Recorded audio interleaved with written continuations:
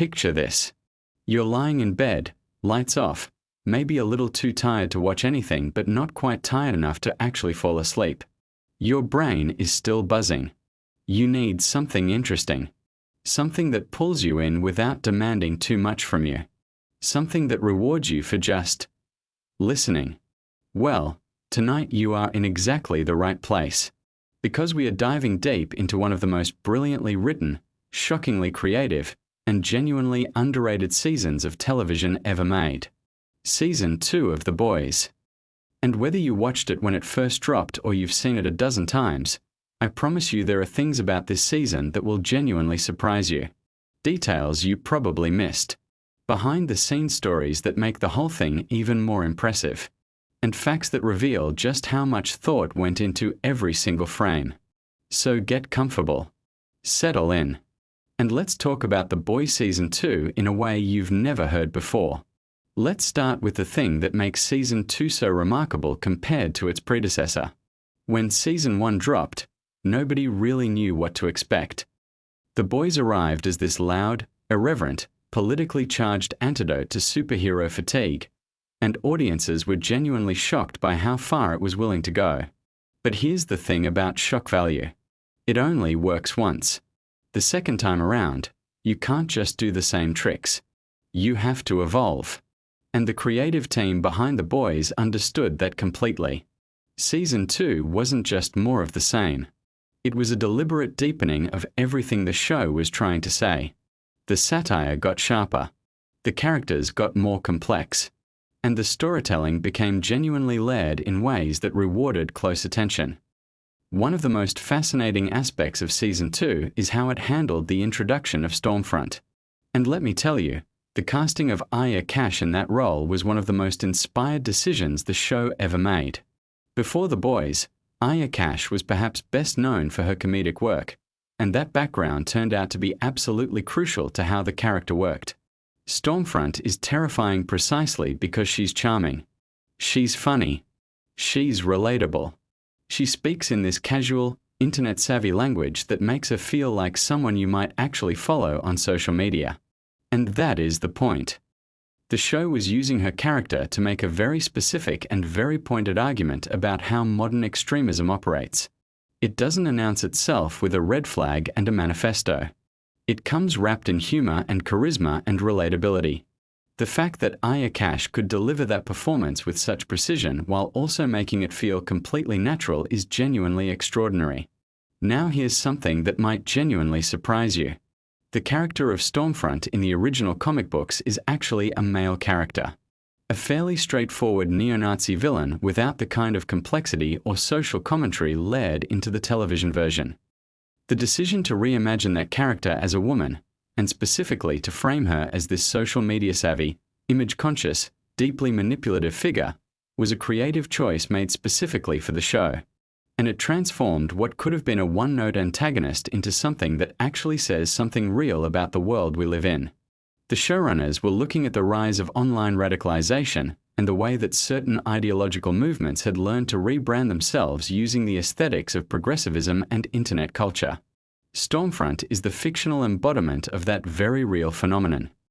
Let's talk about Karl Urban for a moment, because Billy Butcher is one of the great performances currently on television, and Season 2 really pushed that character into new territory. What a lot of people don't know is that Karl Urban brings a lot of himself to that role. The physicality, the accent, the sheer intensity of how he inhabits Butcher. There's a rawness to it that doesn't feel entirely performed.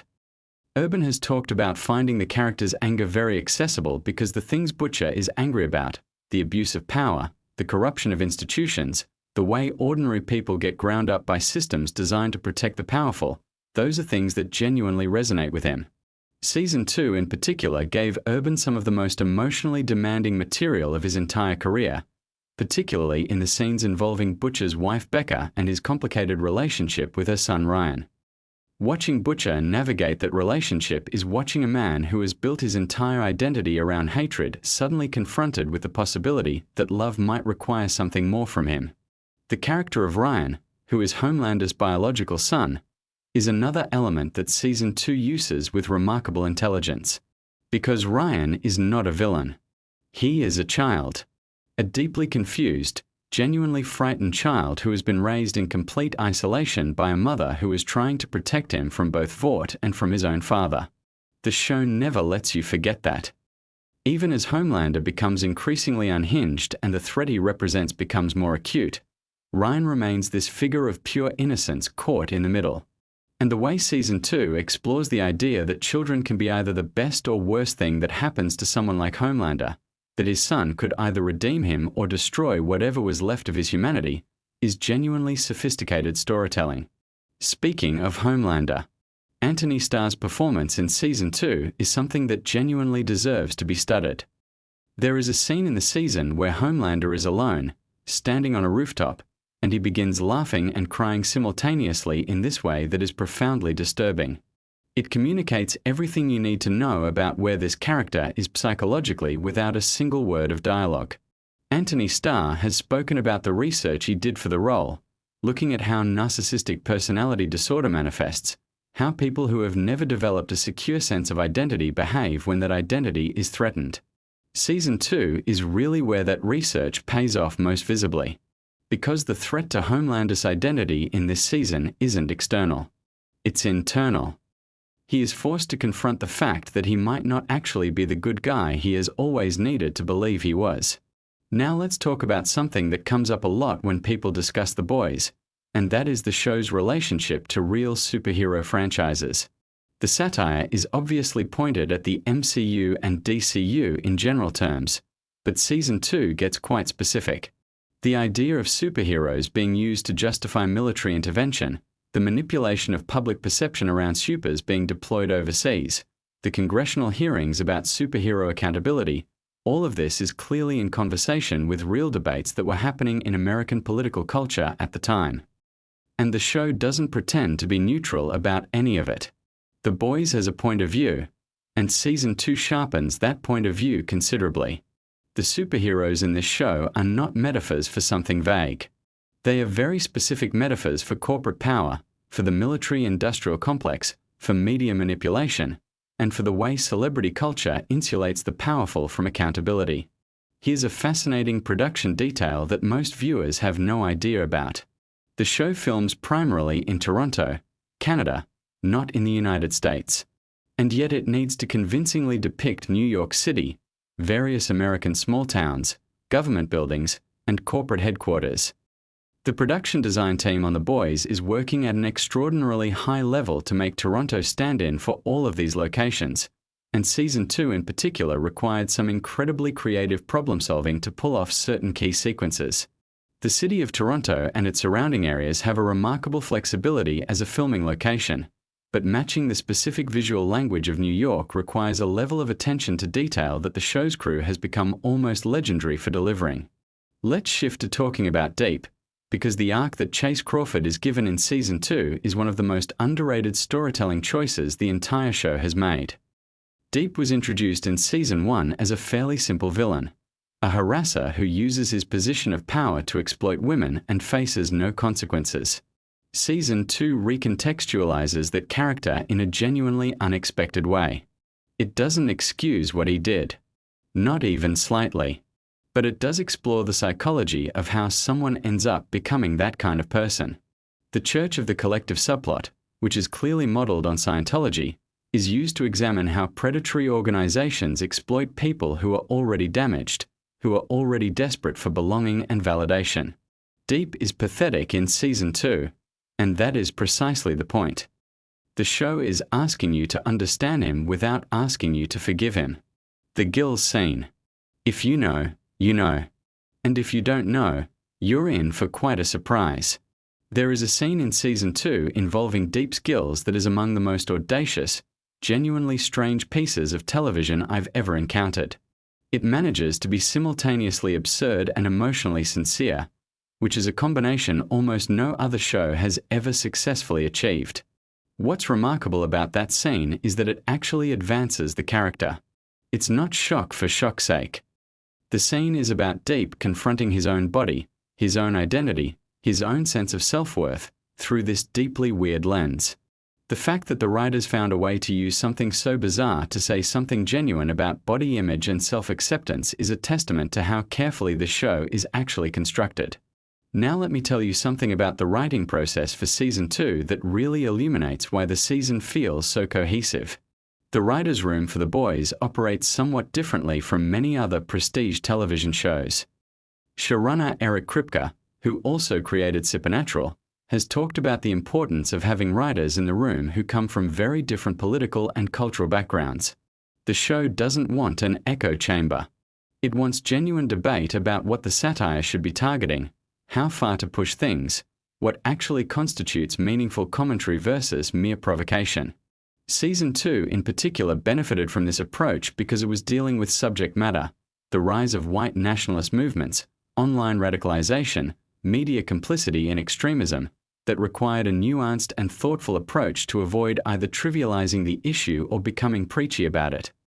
Eric Kripke has been remarkably candid in interviews about the fact that the show often writes itself into positions that make him personally uncomfortable. Not because the content is gratuitous, but because the satire forces him to examine things he would rather not examine. The character of Homelander, for example, has become in some corners of the internet a figure of admiration rather than horror. Fans who identify with his worldview, who see his contempt for ordinary people and his rage at those who would constrain him as something aspirational. Kripke has said that this is simultaneously the most disturbing and the most validating response to the show, because it confirms that what they're depicting is real and present in the culture, not something they've invented. Let's talk about the finale of Season 2, because it contains one of the most memorable moments in the show's entire run. The scene where a character's head explodes. I'll try to keep this relatively spoiler-light for anyone who might somehow be hearing this before watching. But that moment is not just a shock gag. It is the culmination of an entire season's worth of thematic work about the limits of corruption, about what happens when systems designed to manage dangerous people fail, and about the way violence has a way of turning back on those who use it as a tool. The visual effects team on that sequence spent an enormous amount of time getting the practicalities right, but more importantly, the writers spent enormous care setting up the emotional and narrative logic that makes the moment land as more than just gross spectacle. Here is something that I find genuinely fascinating about Season 2 from a structural perspective. It is a season about exposure. Almost every major character arc in the season involves some version of a secret being threatened. Vort's secrets about Compound V, Homelander's secret about Becca and Ryan, Stormfront's secret history, the boys' own secrets from each other.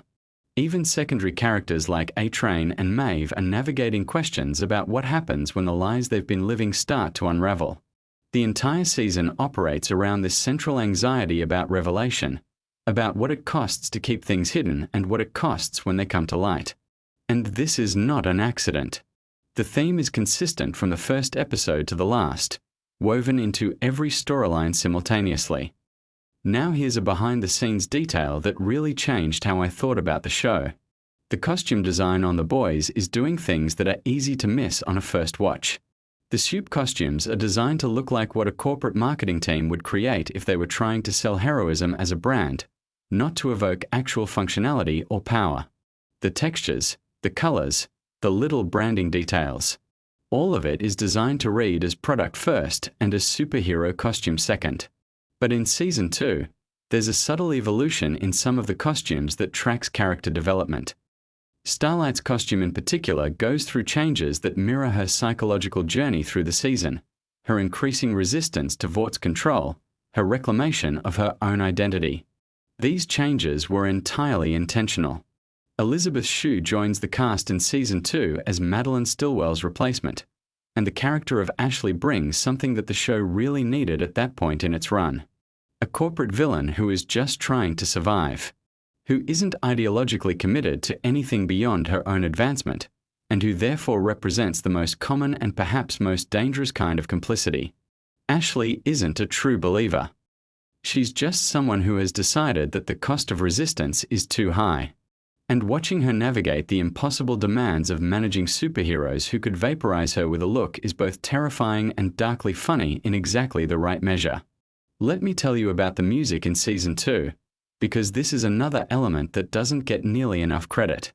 The show's music supervisor has an almost supernatural ability to find needle-drop moments that recontextualize both the songs and the scenes they're placed in. There is a particular sequence in Season 2 set to a classic piece of music where the juxtaposition between the wholesome familiarity of the song and the absolute carnage unfolding on screen creates this vertiginous feeling that is entirely unique to The Boys. The show understands that music is not just mood enhancement. It's commentary. The song choices in The Boys are always saying something about the scene they're soundtracking. Something that I want to highlight specifically for anyone who appreciates craft in storytelling is the way Season 2 handles the character of Mother's Milk. Laz Alonso gets some of the best material of his career in this season, and what makes it work is the tension between MM's desperate need for order and control, his meticulous, careful, methodical approach to everything, and the absolute chaos that defines his life as part of The Boys. Season 2 gives him a family subplot that grounds all of his psychological quirks in something emotionally real. His obsessive tendencies aren't played for comedy. They're shown as survival mechanisms developed by someone who has been unable to prevent terrible things from happening to people he loves. That's rich, careful character work. Now I want to spend some time on a detail that really reflects the show's commitment to internal consistency.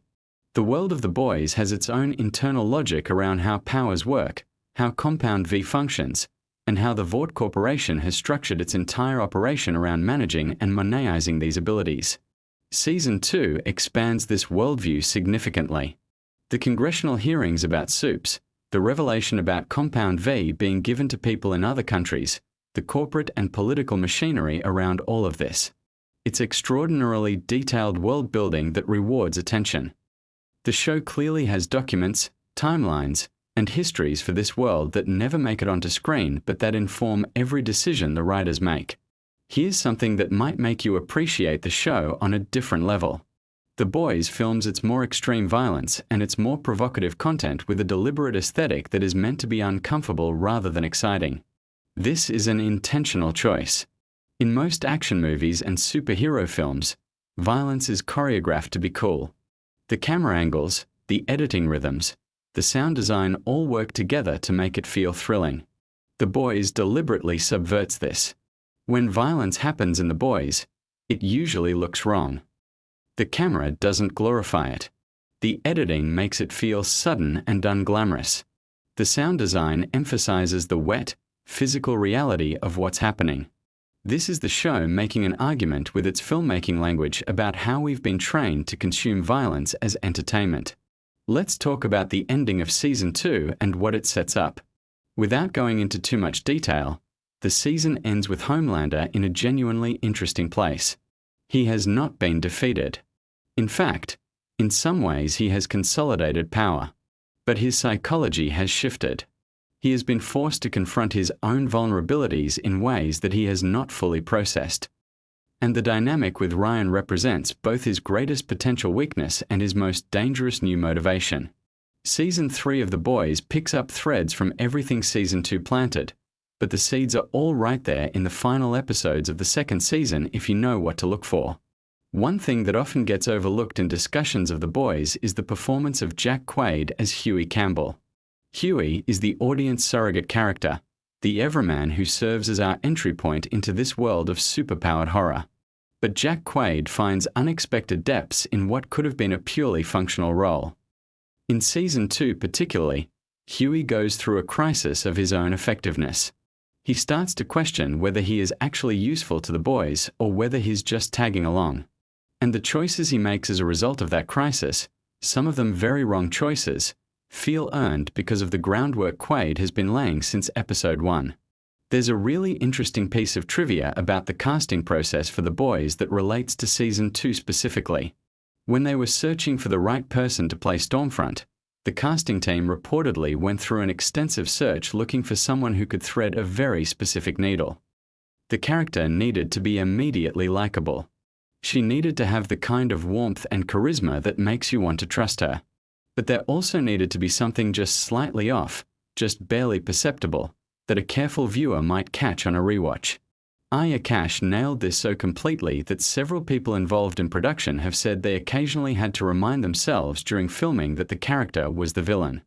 Now here is a piece of context that I think is genuinely important for understanding Season 2 and why it landed the way it did. The season was released in 2020, during an extraordinarily turbulent period in American and global history. The conversations the show was having about extremism, about institutional corruption, about the relationship between media and truth, these were not abstract conversations. They were conversations that were happening in real time, right alongside the show. And the creative team has talked about the strange and sometimes uncomfortable experience of watching their satire feel less like exaggeration and more like documentary as the year unfolded. That context of release doesn't just make the show feel prescient. It helps explain why it resonated so deeply with so many viewers. Let me tell you about the practical effects work in Season 2, because this show uses more practical effects than most people realize. The production takes a hybrid approach, combining CGI with practical elements in ways that keep things grounded. The gore, for instance, is frequently practical. The decision to use real practical effects for many of the show's more extreme physical moments is part of what gives the violence its particular quality of wrongness, that feeling that what you're seeing couldn't quite have been manufactured. There's a texture to practical effects that CGI still struggles to replicate perfectly, and the production designer and special effects coordinator on The Boys have been quite deliberate about preserving that texture. Something worth discussing is how Season 2 handles the representation of trauma, particularly among its female characters. Season 1 was criticized in some quarters for how it depicted sexual violence, with some arguing that it was too explicit, that it was using assault as a plot device rather than engaging meaningfully with its consequences. Season 2 responds to that criticism in interesting ways. The show is more thoughtful about giving its female characters agency in how they process and respond to what has been done to them. Maeve's arc in particular, her refusal to be used as a tool anymore regardless of the personal cost, feels like the show working through and deepening its approach to these themes. The show also does something really interesting with A-Train in Season 2.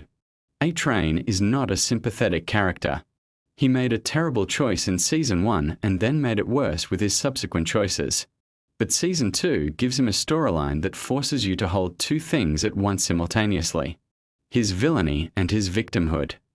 Because A-Train is also someone who has been exploited, who has been built up and then discarded by Vought, who has had his identity and his community weaponized against him. The show doesn't use this to forgive him, but it does use it to make the world feel more textured and real, because in the real world, people are frequently both. Here's a final behind-the-scenes detail that I love. The script for the season finale was rewritten multiple times right up until filming began, and even after filming began, certain elements were adjusted based on what the cast was bringing to the material. The performers on this show, particularly Anthony Starr and Carl Urban, are doing things with their characters that consistently surprise the writers and push them to find new angles. Television at its best is a collaborative art form, and The Boys Season 2 is a really beautiful example of what happens when you put genuinely talented people in a room together and give them the freedom and the trust to follow the work wherever it leads.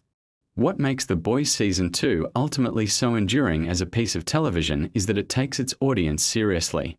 It doesn't talk down to you. It doesn't pretend the world is simpler than it is.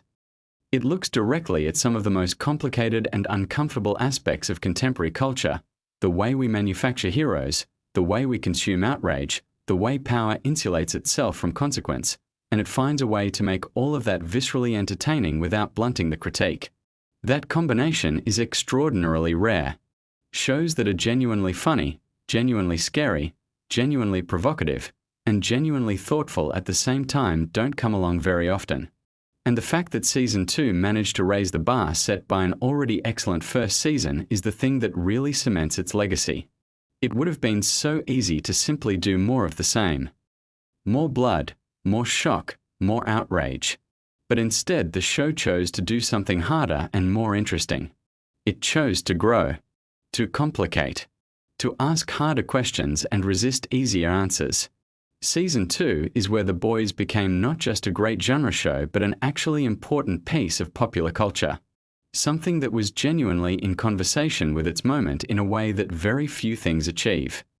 So the next time you're drifting off and you want something interesting to think about, something that rewards the way your brain works when it's just slightly untethered from the demands of full consciousness. Think about Stormfront and what she says about how modern extremism sells itself. Think about Homelander crying and laughing on that rooftop and what that tells you about the psychology of people who never learn to be accountable. Think about Butcher standing in the ruins of everything he thought he knew, looking at a little boy he didn't ask for, and choosing to be better than he has any natural inclination to be. The Boys Season 2 is not just great television. It's a mirror. And the thing about mirrors is they show you things you can't see any other way. Sleep well. And maybe when you wake up, watch it again. Picture this. You're lying in bed, the room is dark, and your mind just won't stop racing. You need something to pull your focus away from the noise of the day, but you don't want anything too intense, nothing that's going to spike your adrenaline or keep you wide awake. What you need is a calm, steady voice walking you through fascinating little details about a world you love. And if that world happens to be The Boys, one of the most creative, wildly imaginative television universes ever built, then you are in exactly the right place tonight. So go ahead and get comfortable. Pull that blanket up. Close your eyes if you want. We're just going to talk about this incredible show, the hidden layers underneath it, the fascinating connections, the little facts that make the whole thing feel even richer. There's no pressure here. Just settle in and let the words wash over you.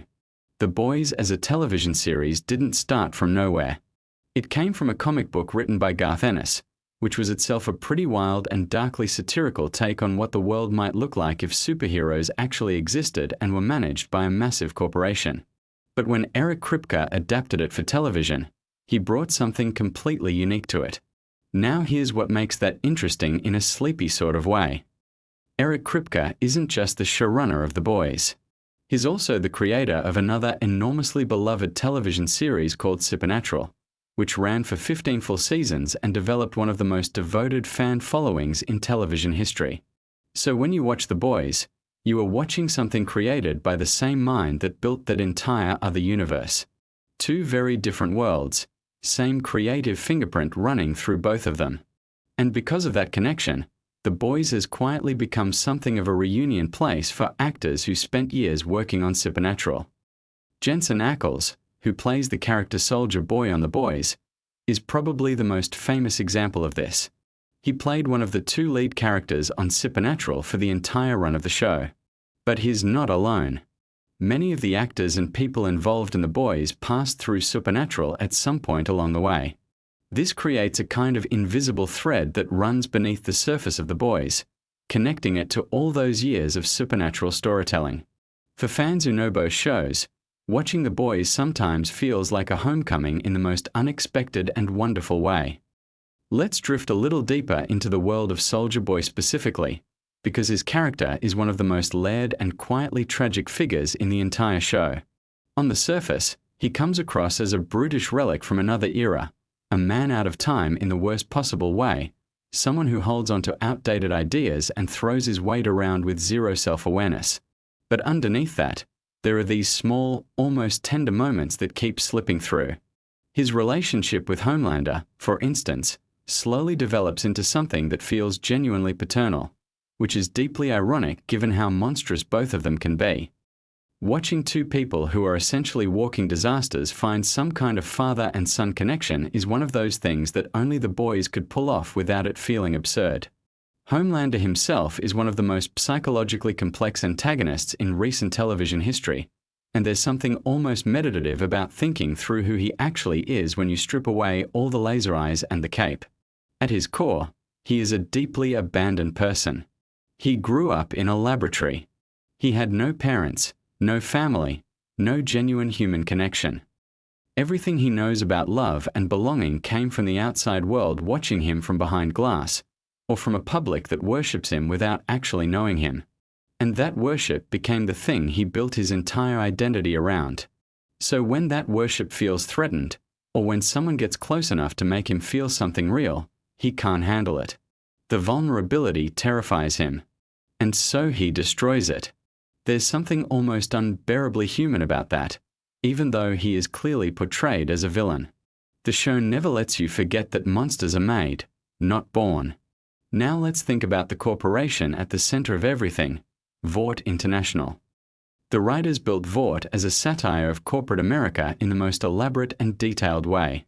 They have their own media empire, their own film studio, their own product lines, their own political connections. They've essentially made superheroes into a brand, and that brand is worth more to them than anything else, including the actual human beings involved. The dark satirical twist is that this doesn't feel that far from reality. The way celebrity is managed, the way public image is constructed and protected, the way corporations will sacrifice individuals to preserve their reputation. The Boys takes all of that and just turns the volume up to an almost unbearable degree. And yet somehow, the closer you look at it, the more familiar it starts to feel. One of the quieter and more interesting creative choices the show makes is how it handles its in-universe media. There are advertisements, movies, news broadcasts, social media posts, merchandise, all existing within the world of the show as if this is just the normal backdrop of life. The in-universe film called Dawn of the Seven, for example, is treated within the show as a massive blockbuster production, with all the behind-the-scenes drama and ego conflicts you would expect from a real Hollywood production. This layering of fictional media within the show's already fictional world creates a strange depth to everything. You start to understand how these characters are perceived by the ordinary public who can't see what we see as the audience. The gap between public image and private reality is one of the central tensions the show keeps returning to again and again. Let's talk about the character of Sage for a moment, because she is one of the most quietly unsettling people in the entire series. She is presented as the smartest person alive, someone whose intelligence is so vast that it becomes its own kind of curse. Her backstory involves a grandmother who loved her, a medical establishment that dismissed her, and a grief that eventually curdled into something deeply cold. She doesn't want power for the reasons most people want power. She doesn't want fame or control or adoration. What she actually wants is to be left alone. And she has come to believe that the only way the world will ever leave her alone is if it essentially tears itself apart. That is a specific kind of nihilism that the show presents not as cartoonish villainy but as something that grew organically from real pain. It's disturbing precisely because you can trace the emotional logic of it even if the conclusion is monstrous. The reference the show makes to a famous episode of The Twilight Zone is particularly rich for those who catch it. In that old black and white episode, a bookworm who just wants peace and quiet to read survives a nuclear apocalypse and finally has all the time in the world to read every book he's ever wanted. And then his glasses break. It's one of the most heartbreaking ironic endings in all of classic television. The connection to Sage's plan in The Boys is genuinely clever, because it raises the same question. Even if she gets what she wants, even if the world burns and she's left in silence, will it actually give her what she's looking for? Or will there be some equally devastating irony waiting for her at the end? Now let's drift towards something a little lighter. The comedy in The Boys is something that deserves its own moment of appreciation. The show is technically a dark superhero satire, but it operates with a very specific comedic sensibility that goes far beyond simple parody. There are jokes layered inside jokes, cultural references folded into absurdist situations, and a willingness to go to places that most television writers would never dare approach. What keeps it from feeling gratuitous is that the comedy usually serves a purpose. The most outrageous moments are often also the most pointed criticisms of something real. The grossness is frequently the point. When something makes you recoil and laugh at the same time, you're being forced to confront your own reaction, which is exactly what good satire should do. Terra, Butcher's dog, is one of those details that the show uses with surprising emotional depth. On the surface, a dog who behaves exactly the way Terra behaves is just pure comedy. But within the context of the show, the dog represents something about Butcher himself. Butcher is a man who has burned almost every meaningful human connection in his life. He is abrasive and ruthless and self-destructive in ways that push people away. But the dog stays. The dog doesn't care about any of that. And the scenes between Butcher and Terra carry this quiet emotional weight that sneaks up on you if you let it. The show uses that animal connection to remind you that even the most damaged people have some corner of themselves where something soft still lives. The relationship between Kimiko and Frenchie is another one of those emotional cores that the show returns to throughout its run. Kimiko doesn't speak in the traditional sense for much of the series, and yet her relationship with Frenchie is one of the most communicative and emotionally alive connections in the whole show. They understand each other without words in ways that the more verbally expressive characters never quite manage. There's a tenderness between them that exists in contrast to all the violence surrounding them. And the show is smart enough to complicate that tenderness too, to let it feel fragile and uncertain in the way real relationships do, rather than just presenting it as a safe harbor in a storm.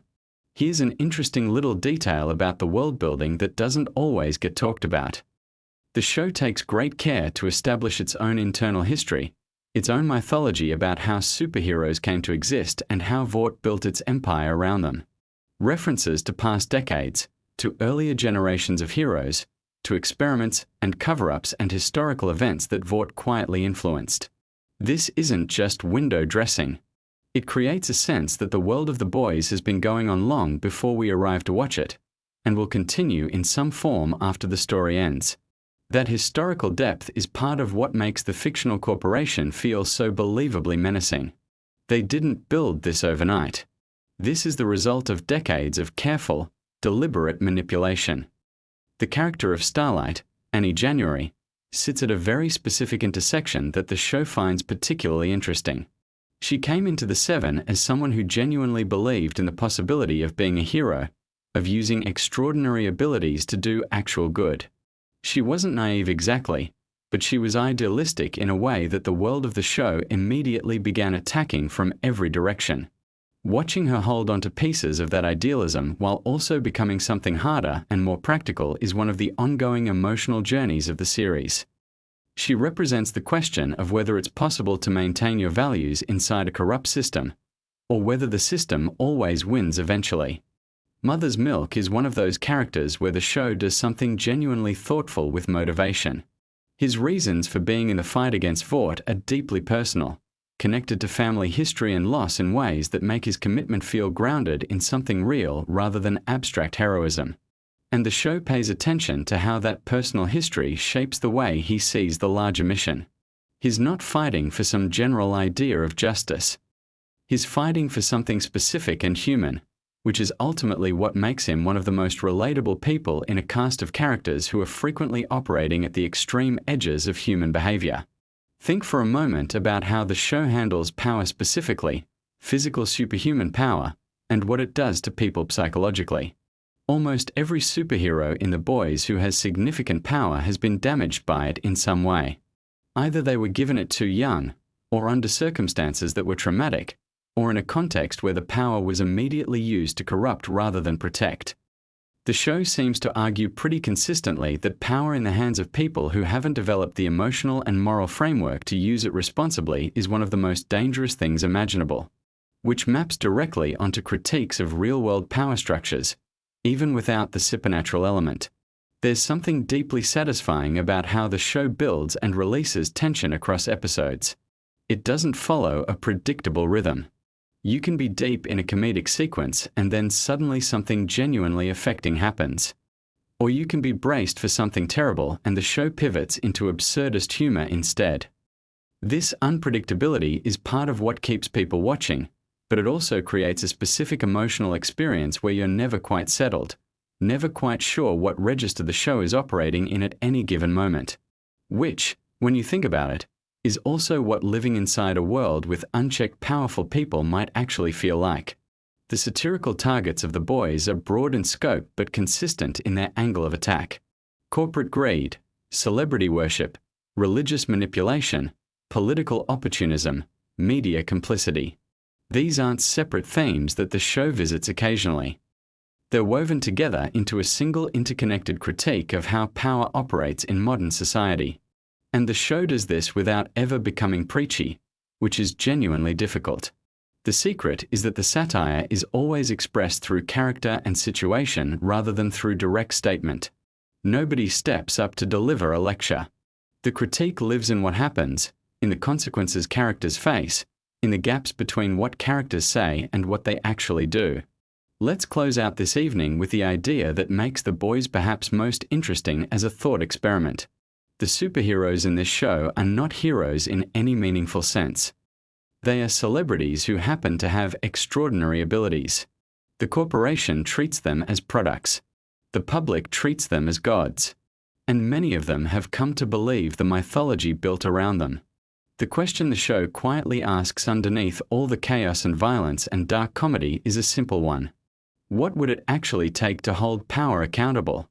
And the answer the show keeps returning to is that it takes ordinary people refusing to stop, even when the cost is enormous, even when the odds are completely ridiculous, even when it seems like the forces aligned against them are simply too vast and too entrenched to ever be moved. That's not a comfortable answer. But it's an honest one. And on that note, you can let all of that settle gently into the back of your mind, into that place where the thoughts get quieter and the body gets heavier and the night wraps around you like something familiar and warm. There's nothing more to figure out tonight. The world of the boys will still be there tomorrow, full of its wild characters and impossible situations and hidden layers waiting to be noticed. But right now, this moment is just for resting. So breathe slowly, let the thoughts drift off one by one, and drift gently into sleep knowing you've spent these quiet minutes well. The most unsettling superhero ever put on screen wasn't created by Marvel or DC. He was raised in a laboratory, never told he was loved, and given the power to destroy everything he touched. The Boys is a show that exists in this fascinating space between satire and genuine emotional storytelling. It takes everything you thought you knew about superheroes and flips it completely upside down. The premise sounds simple on the surface. What if the people with extraordinary powers were not the noble protectors we always imagined them to be? What if instead, they were deeply flawed, psychologically damaged, and in some cases genuinely monstrous? What comes out of that question is one of the richest, most layered television universes ever constructed. Let's start with something that gets overlooked surprisingly often. The show draws heavily from a comic book series that came out in 2006. The original comics were written by Garth Ennis, who is known for being absolutely relentless when it comes to pushing boundaries. The television adaptation keeps the core spirit of that material alive, while also expanding and deepening certain storylines in ways that even fans of the comics found genuinely surprising. The showrunners made a deliberate choice early on to honor what made the source material so powerful, while also making it feel like something fresh and specifically designed for the world we live in right now. One of the most interesting things about the show's main villain, Homelander, is that his psychology is meticulously constructed. Every single thing about him, from his obsessive need for approval to his terrifying outbursts of violence, traces back to a very specific childhood that the show reveals gradually over multiple seasons. He was raised in a laboratory. He never had a parent in any meaningful sense. The people around him during his most formative years treated him as an asset rather than a child. That kind of deprivation creates something almost impossible to repair. The show takes that damage seriously, and what emerges is a character who simultaneously wants to be loved by absolutely everyone and also holds everyone in contempt. That contradiction is what makes him so fascinating to watch. The actor who plays Homelander has spoken in various interviews about how he approaches the role, and one thing that consistently comes up is the idea of playing someone who has no genuine emotional anchoring. Everything Homelander feels is exaggerated, performative, or completely disconnected from reality. When he smiles, it never quite reaches his eyes. When he laughs, there is something hollow underneath it. These are all deliberate choices, and they come through in a way that makes your skin crawl even during moments that should feel lighter. Now here is something truly interesting about the way the show handles its generational trauma theme, because this is one of the most carefully crafted threads running through the entire series. The show essentially argues that trauma does not just affect the person who experienced it. It gets passed down. It mutates. It becomes the lens through which damaged people see the world and eventually the template they use when interacting with others, especially the people closest to them. You see this most clearly in the relationships between fathers and sons. Each generation inherits something broken from the one before, and the tragedy is that even when characters are aware of this cycle, breaking it turns out to be extraordinarily difficult. Soldier Boy is a character who embodies this idea perfectly. He is presented as a kind of Golden Age hero, the original American superhero, a product of the post-World War II era when America was deeply anxious about its standing in the world and desperately wanted its own myths and legends. The show is very specific about how this character came to exist. After the war, there was this enormous appetite for symbols of American strength and superiority, and a character like Soldier Boy fit perfectly into that cultural moment. He was strong, conventionally handsome in that mid-century movie star way, and he projected an image of uncomplicated patriotic power. But behind that image was someone who carried their own wounds. The show makes clear that Soldier Boy himself had a brutal upbringing, complete with a father who was abusive and cruel. He learned what relationships looked like from someone who treated love as a weapon. And so when he eventually had a son of his own, which he did not even know about for most of his existence, he had no template for anything other than what he had been taught. The cycle continued. Homelander grew up without Soldier Boy, yes, but he still inherited that damage through other means, through the clinical coldness of the laboratory, through the manipulative warmth of people who only cared about controlling him. And then there is Ryan, Homelander's actual biological son, a young boy navigating an almost unimaginably complicated situation. He loves his father. Children often love their parents regardless of what those parents have done, because love and safety feel like the same thing when you are young. But Ryan is also perceptive enough to sense that something is deeply wrong. The show handles this character with real tenderness. He is not simply a prop in the larger story. He is a person trying to figure out who he is while surrounded by adults who all have their own agendas and their own damage. One of the most poignant things about Ryan's storyline in the later seasons is the moment when he discovers that things he believed to be true about his family were not true at all. When a child discovers that the story they were told about their own origins was a lie, something fundamental shifts inside them. The ground under their feet is no longer solid. This is something that real survivors of family dysfunction talk about all the time. The rewriting of your own history is sometimes more traumatic than the original wound, because it means you have to question not just what happened, but what you understood about your own life. Now let's talk about the broader world of the show, because one of its most brilliant achievements is the way it constructs the infrastructure of this universe. Vought International is not just a company. It is a stand-in for every massive corporation that has ever wrapped itself in idealistic language while pursuing fundamentally self-interested goals. The show understands that the most dangerous villains are not the ones who openly announce their cruelty. The most dangerous villains are the ones who have convinced themselves and everyone around them that they are actually the good guys. The character of Stan Edgar is one of the show's most sophisticated creations for exactly this reason. He is not loud. He is not theatrical. He does not give monologues about domination or victory. He is simply a man who understands how power works at a structural level, and he uses that understanding with cold precision. When he says that corporations are the true villains, more dangerous than any individual with superpowers, he is not being ironic. He genuinely believes this because he has spent decades operating within that system and watching it produce results that individual violence never could. There is a speech in the later season that captures something genuinely important about how systems of power perpetuate themselves. The argument goes something like this. You can remove a person from power. You can expose them. You can even destroy them. But the structure that made them powerful, the institutions, the money, the cultural mythology built around their image, that structure persists. It finds a new vessel. It adapts. This is not a cynical or hopeless observation. It is actually a call to think about change at a deeper level, to address the roots rather than just the visible branches. The science fiction elements of the show, particularly the substance called Compound V, are used to explore questions about pharmaceutical power, about what happens when profit and human experimentation intersect without sufficient oversight. The show draws explicit parallels to real historical atrocities, moments when human beings were treated as experimental subjects by institutions that had convinced themselves the ends justified the means. These are not comfortable parallels, and they are not meant to be. Friedrich Vought, the fictional scientist whose legacy haunts the entire show, is clearly modeled on the very real phenomenon of Nazi scientists who were recruited by the United States government after World War II through a program historically known as Operation Paperclip. The show does not shy away from what this means. If the foundation of your entire superhero industry was built on atrocity, if the very substance that creates these powerful beings was developed through the torture and murder of innocent people, then everything built on top of that foundation carries that weight.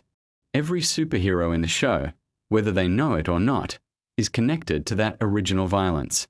One of the recurring visual and thematic motifs of the show is the contrast between what things look like on the surface and what they actually are underneath. The Seven, the show's central superhero team, exists primarily as a marketing product. Their public appearances are managed by publicists. Their relationships are manufactured for media consumption. Their personalities are packaged and sold. The show draws this out in a way that feels uncomfortably familiar given how celebrity culture actually functions in the real world. Starlight is interesting precisely because she starts out genuinely believing in the mission. She grew up with authentic faith in superheroes as symbols of hope and protection. When she discovers what the reality of being a corporate superhero actually looks like, the disillusionment she experiences is written all over her face in every scene. She does not immediately become cynical. She does not flip into pure pragmatism. She struggles. She tries to reconcile what she believed with what she is learning. That struggle is one of the most human things in the show. Huey, her partner, has his own version of this journey. He enters the story as someone who has experienced the direct violence of superhero recklessness, someone who lost someone he loved to a casual accident that a superhero did not even bother to pause for. His anger is righteous. His desire for accountability is completely understandable. But the show is also honest about how anger, even righteous anger, can become its own kind of trap if you are not careful with it. Huey spends much of the series learning to be dangerous without becoming what he hates. Butcher is probably the most complicated character in the show's ensemble. He has all the qualities that genre fiction likes to give its anti-heroes. He is ruthless and intelligent. He is capable of extraordinary violence when the situation demands it. He is also genuinely committed to a cause he believes in deeply. But the show refuses to let him be simply cool or simply tragic. It insists on showing you the actual cost of the choices he makes. When Butcher hurts someone, when he lies or manipulates or destroys something in the service of his mission, there are consequences that ripple outward. People suffer. Trust is broken. The people who believed in him have to decide what to do with that information. His relationship with Ryan is one of the most emotionally loaded in the entire series. On one level, Butcher sees Ryan as a threat, as a potential Homelander in the making, a child with devastating power and uncertain moral development. On another level, Ryan represents something Butcher has lost and can never recover. There is a complicated protective instinct that lives inside his hostility, and the show gives you enough glimpses of it to understand that even this most guarded and destructive character carries something tender underneath all the damage. The world building in the show extends into some genuinely fascinating territory when it explores the religious dimension of superhero worship. There is something the show keeps circling back to, which is the idea that in a world where people with godlike power actually exist and are publicly visible, the human impulse toward religious devotion does not disappear. It just finds a new object. Homelander understands this on some instinctive level, and in the later seasons he begins actively cultivating it. He does not just want to be admired. He wants to be worshipped. He wants the kind of unconditional devotion that does not ask questions, that does not require accountability, that simply surrenders. The show makes this critique of authoritarian movements very carefully and very specifically. The rallies, the iconography, the way dissent is treated as betrayal, the way followers are encouraged to define themselves entirely in opposition to imagined enemies. These are not abstract warnings. They are drawn from very specific historical and contemporary sources. The writers have been thoughtful about not making this a partisan thing in the simplest sense. The critique is broader than that. It is about how charismatic authority figures exploit the genuine human need for belonging and meaning. The Deep is one of the show's most unexpected emotional landscapes. He starts out as a figure of somewhat grotesque satire, a powerful figure who abuses his position and then faces consequences he considers unfair. But somewhere along the way, the show found something genuinely pathetic and almost sympathetic in him. He is someone who has never developed any meaningful inner life.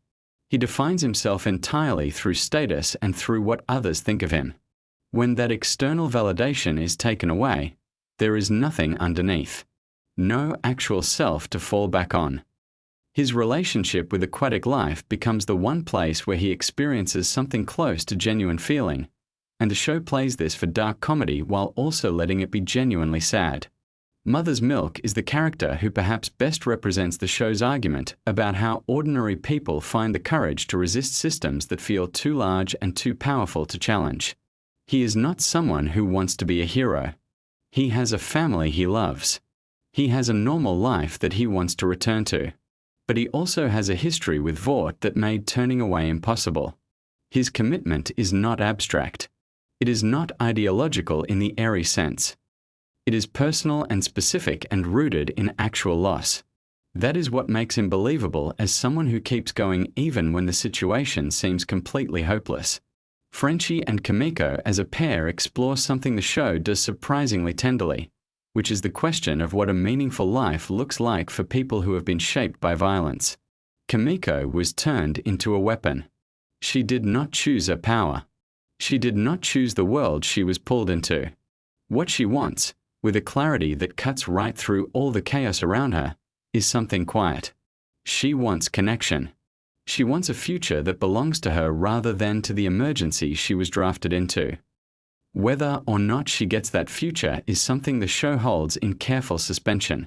The spin-off elements that the show has begun to develop point toward an even more elaborate universe, one that stretches back through decades of American history.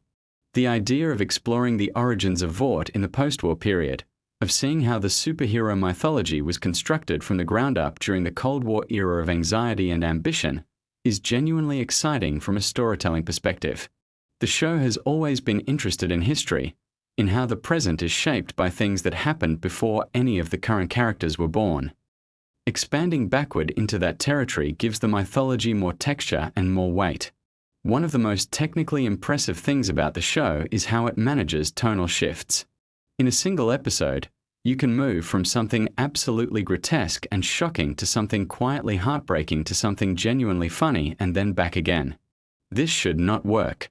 Shows that try to cover that much tonal ground usually end up feeling incoherent or manipulative. But the writing and direction maintain such clear control of the emotional logic that each shift feels earned rather than jarring. You understand why this moment follows that moment even when the surface texture feels completely different. The music choices throughout the series deserve their own mention. There is a particular joy in how the show places classic rock and pop songs in completely unexpected contexts, letting the familiar sounds of beloved music become strange and sometimes sinister when attached to images that recontextualize them entirely. This is a technique with a long history in film and television, but the show uses it with particular wit and precision. As you drift towards sleep, carry with you the idea at the heart of all of this storytelling. Power does not corrupt in a simple mechanical way. What power does is reveal. It takes what is already inside a person and removes the normal social pressures that keep it hidden. The kindness that a genuinely kind person carries comes out more freely when they have power. The cruelty that a cruel person has been managing comes out too. The world the show builds is not a world where extraordinary people are simply bad. It is a world where extraordinary power applied to ordinary human damage produces consequences that ordinary human communities struggle to contain. The most hopeful thing about it is that even in that world, people keep trying. They keep reaching toward each other. They keep believing that something better is possible. And that, in the end, is worth dreaming about.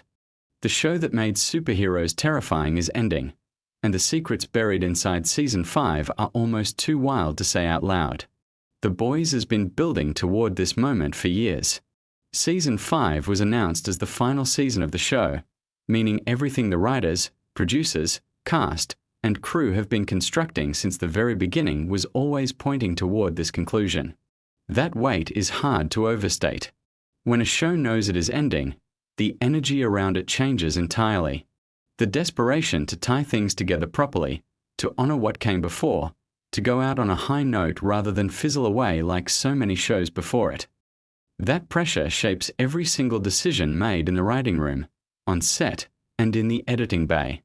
And from everything that has come out about Season 5, that pressure was very much felt by everyone involved. Let us start with something that might surprise you if you have been following the show casually. The Boys is based on a comic book series written by Garth Ennis and illustrated by Derek Robertson. The comic ran from 2006 to 2012, and it was genuinely one of the most provocative, boundary-pushing pieces of comic book storytelling ever published. But here is the thing that makes the show fascinating from a creative standpoint. The television adaptation does not follow the comic closely. It uses the comic as a launching pad, a source of tone and certain characters and some plot threads, but the show has branched off dramatically in its own direction. This means that even readers of the original comics were watching Season 5 without knowing exactly how things would end. The show carved out its own mythology, its own version of these characters, and its own conclusion that does not simply mirror what the comics did. That creative independence is genuinely rare, and it is one of the reasons the show has felt so alive and unpredictable. Now, as you settle in a little deeper, let me tell you something about the production scale of Season 5 that is worth appreciating. The Boys is one of the most expensive television productions in Amazon Prime Video's history. The visual effects work alone is staggering. Every season has pushed the boundaries of what streaming television can accomplish visually, and Season 5 was described by those involved as the most ambitious in terms of scope and scale. The final season needed to deliver on years of storytelling, which meant the action sequences, the world-building moments, and the character payoffs all had to feel larger than anything that came before. That is a significant undertaking.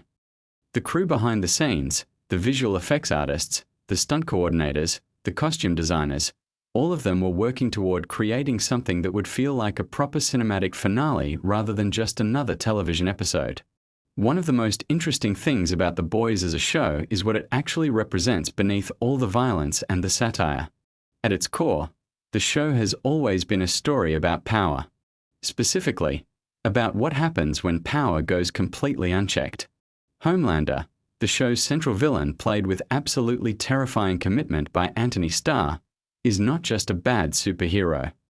He is a portrait of narcissism, trauma, and the catastrophic consequences of giving someone with unresolved psychological damage complete and unlimited power. Season 5 had to reckon with what that character arc ultimately meant. Where does someone like Homelander end up? What does the world look like if he wins? What does it look like if he loses? These are not simple questions, and the show has never offered simple answers. Anthony Starr's performance across the entire run of The Boys has been one of television's great acting achievements. The way he plays Homelander, with this terrifying combination of desperate neediness and volcanic rage, is genuinely unsettling. In interviews leading up to Season 5, Starr spoke about the emotional toll of inhabiting this character, about the difficulty of finding the final note for someone this complex. He wanted to make sure the ending felt honest to who Homelander had always been rather than convenient or tidy. That kind of investment from a lead actor in the final stretch of a show makes a real difference to the quality of the finished product. Let your mind wander a little here. Think about the world of The Boys for a moment. It is a world where superheroes are not government operated. They are corporate products, managed, marketed, and monetized by a massive conglomerate called Vought International. The genius of this concept is how it mirrors real-world conversations about celebrity, corporate power, and the commodification of heroism. The show is not subtle about its satirical targets. It has taken aim at media companies, political movements, celebrity culture, and the ways in which the public can be manipulated through carefully crafted narratives. Season 5 pushed these themes further than any previous season, with the political landscape of the show's world mirroring real-world tensions in ways that made some viewers genuinely uncomfortable in the best possible way. Here is a fact that might keep your curiosity ticking just long enough before sleep takes over. The character of Starlight, played by Erin Moriarty, underwent one of the most significant character evolutions in the show's history. When we first met Annie January in Season 1, she was an idealistic young woman genuinely excited about becoming a superhero. By Season 5, she had been through experiences that would have broken most people. What the writers did with her journey was track how someone maintains their fundamental goodness under impossible pressure. Moriarty has spoken about how physically and emotionally demanding the later seasons were, and how the final season required her to dig into emotional territory she had never accessed in previous years. The relationship between Starlight and Butcher, these two people from completely different worlds who end up needing each other in unexpected ways, became one of the emotional cores of the finale. Speaking of Billy Butcher, Karl Urban's portrayal of this character has been another one of the show's great accomplishments. Butcher begins the show as something close to a straightforward anti-hero. A man with a mission, brutal methods, and a reason that feels somewhat sympathetic. But as the show progressed, the cracks in his character deepened, and the show began asking harder questions about whether Butcher was actually the good guy he believed himself to be. Season 5 had to answer those questions definitively. Urban has talked in interviews about how he wanted the final season to honor all the complexity that had been built into this character without giving him an easy redemption or an unearned fall. The nuance required for that kind of performance is considerable. Now let us drift into some behind-the-scenes territory that is genuinely fascinating. Eric Kripke, the showrunner of The Boys, is the creative force at the center of everything. He spent years working on the adaptation, developing it from a relatively straightforward pitch into something much more politically charged and thematically ambitious. Kripke has been very vocal about wanting the show to feel genuinely dangerous, to push into territory that makes audiences question their own assumptions. In the lead-up to Season 5, he described the writer's room process as the most intense of the entire series, with debates about where characters needed to end up that sometimes got genuinely heated. That collaborative tension is often what produces the most interesting creative outcomes. One of the things that makes The Boys unique in the television landscape is its willingness to destroy characters that audiences have invested in. The show has never been precious about its cast. Major characters have been killed off in shocking ways throughout the run, and Season 5 was not going to break that tradition. The unpredictability of the show is one of its greatest assets because it means viewers can never fully relax.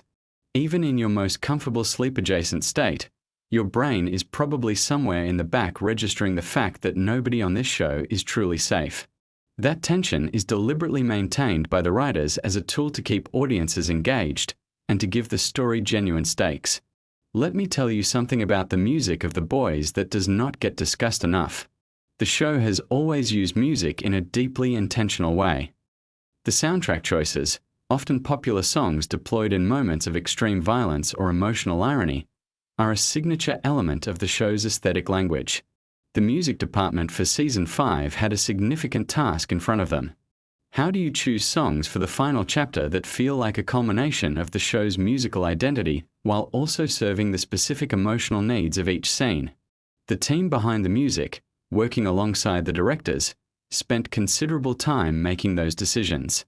The result is a final season where the music feels both familiar in its approach and fresh in its specific selections. There is something worth knowing about the physical production of The Boys that is easy to overlook when you are watching it from your couch or your bed. The show films primarily in Toronto, Canada, though it regularly creates the impression of being set across the United States and beyond. The production design team builds environments of extraordinary detail. The Vought Tower interiors, the suburban neighborhoods, the underground spaces where the boys operate, all of these are constructed with a level of care that makes them feel lived in rather than like television sets. That groundedness is part of what makes the fantastical elements of the show land so effectively. When something impossible happens in a space that feels completely real, the impact is significantly greater. As you let yourself sink a little deeper into that comfortable state between awake and asleep, here is something to turn over in your mind. The Boys, particularly in its final season, was dealing with questions about legacy. What does it mean to fight against something enormous and corrupt? Does it matter if you win or lose? Can one person or one small group actually change the systems that seem too large to touch? These are not questions unique to a fictional world. They resonate because they are questions people genuinely grapple with when they look at institutions and power structures that feel immovable. The show never pretends to have easy answers, and that intellectual honesty is part of what has made it matter to so many people. The relationship between the boys and its audience is genuinely interesting from a sociological standpoint. The show has attracted a fan base that is extraordinarily passionate, but it has also attracted attention from people who perhaps missed some of the satire and interpreted certain characters as aspirational rather than cautionary. This is something Kripke and the cast have addressed publicly on multiple occasions, particularly around the character of Homelander. The writers had to be mindful in Season 5 of how they were closing out this character's story in a way that was unambiguous about the show's moral position without becoming preachy or simplistic. That is a genuinely difficult creative challenge, and how they navigated it is one of the more discussed aspects of the final season. Let your breathing slow down a little. Let the details of the day drift back. We are going to keep moving through these fascinating layers of a show that has meant a lot to a lot of people. The ensemble cast of The Boys is one of the best assembled groups in streaming television history. Beyond the leads, the supporting players have been essential to the show's texture. Characters like Frenchie, played by Toma Capone, and Kimiko, played by Karen Fukuhara, provided the show with emotional counterweights to some of its heavier material. Their relationship across the entire run became one of the most genuinely touching elements of a show that is not exactly known for being gentle. Season 5 had to find the right conclusion for them as well, and the care taken with their arc in the final season reflects how seriously the writers took every thread in this story. There is something worth mentioning about the guest cast and special appearances that Season 5 featured. One of the joys of a show like The Boys is the way it occasionally pulls in surprising names for limited appearances, often deploying them in ways that are simultaneously unexpected and completely logical given the show's satire-driven world. The final season used this approach strategically, bringing in faces that felt significant in the context of what the show was saying about celebrity and power rather than just as stunt casting for its own sake. Here is something genuinely fascinating about the writing process for Season 5. The writers' room for the final season reportedly knew from very early in the process which character deaths were coming, which relationships would resolve, and what the final image of the show would be. Working backward from a known ending is a different creative experience than building a season with the destination still uncertain. It allowed the writers to plant seeds and establish patterns that would pay off in specific ways, creating a season that felt architecturally coherent from beginning to end rather than making things up as they went. That structural intentionality is evident in retrospect when you look at how storylines that seemed disconnected early in the season ultimately converged.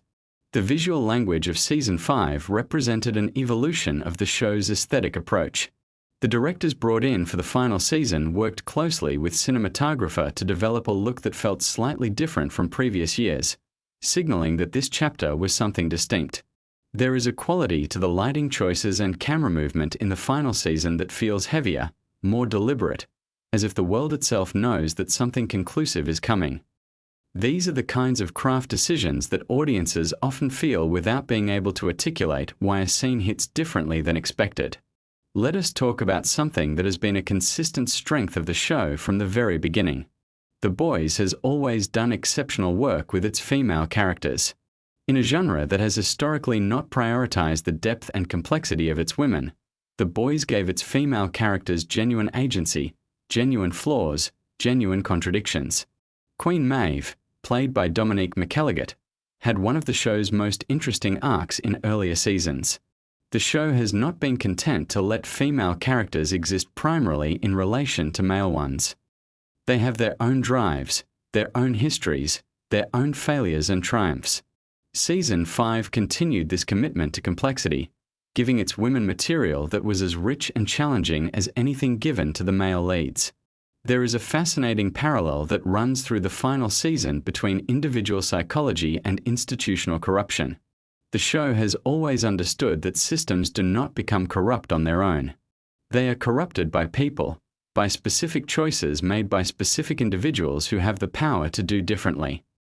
Season 5 traced this connection with particular precision, showing how the personal wounds and unresolved traumas of specific characters rippled outward into consequences affecting millions of people in this fictional world. That psychological framework for understanding systemic problems is actually quite sophisticated and represents some of the show's best thematic work. As you let yourself get even more comfortable, think about this. The Boys managed something that very few shows in the superhero genre have achieved. It made you feel the weight of superpowers as something terrifying rather than aspirational. In most superhero stories, powers are gifts, things to be celebrated and deployed heroically. The Boys reframe them as something closer to a curse, or more accurately, as an amplification of whatever the person already was. Give someone with empathy and good judgment enormous power, and they might do genuinely good things. Give someone with unresolved trauma and narcissistic tendencies that same power, and you get Homelander. Season 5 pushed this idea to its logical conclusion, examining what it finally takes to address something that powerful and that dangerous when the normal mechanisms of accountability have completely broken down. The production crew behind the scenes in Season 5 reached numbers that rivaled major feature film productions. The coordination required to bring a season of this complexity to life involves hundreds of people across departments that audiences rarely think about. The props department alone had to manage an enormous inventory of items specific to this world. The art department had to maintain consistency across a fictional universe that has developed significant internal detail over 5 seasons. The wardrobe team had to manage character looks that had evolved across years while also introducing new visual elements appropriate for the final chapter. All of this invisible work accumulates into the experience of watching an episode and simply believing the world on screen. Here is something that sits at the interesting intersection of fiction and reality that The Boys has always played with. The show frequently references and parodies real-world media culture, political rhetoric, and corporate behavior in ways that are deliberately close to actual events. The writer's room reportedly has a practice of constantly monitoring real-world developments and asking how they can be incorporated or reflected in the story they are telling. This gives the show a quality of immediacy and relevance that many genre shows lack. By Season 5, the political landscape of both the show's world and the real world had become so intertwined that watching certain scenes felt startlingly pointed. Let your mind drift with this next one. There is a character in The Boys named Black Noir who has gone through one of the stranger and more interesting journeys in the show's history. The character's arc across the seasons, including revelations about their nature and identity, reflects the show's willingness to completely subvert audience expectations and then do something genuinely unexpected with the material that emerges from that subversion. Season 5 had to find a meaningful place for the legacy of this character within the larger resolution of the story. The Boys has been consistently praised by critics not just for its entertainment value but for what it represents as a piece of cultural commentary. Television critics who might otherwise be dismissive of superhero content have written seriously about what the show is doing and why it matters. This critical respect has shaped the show's production in interesting ways.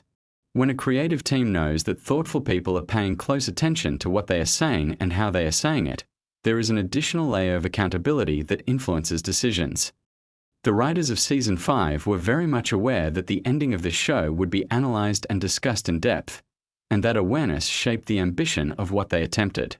Something worth knowing about the actors as a group is how much they genuinely seem to enjoy each other's company and how that chemistry translates to the screen. The ensemble energy of The Boys is not manufactured.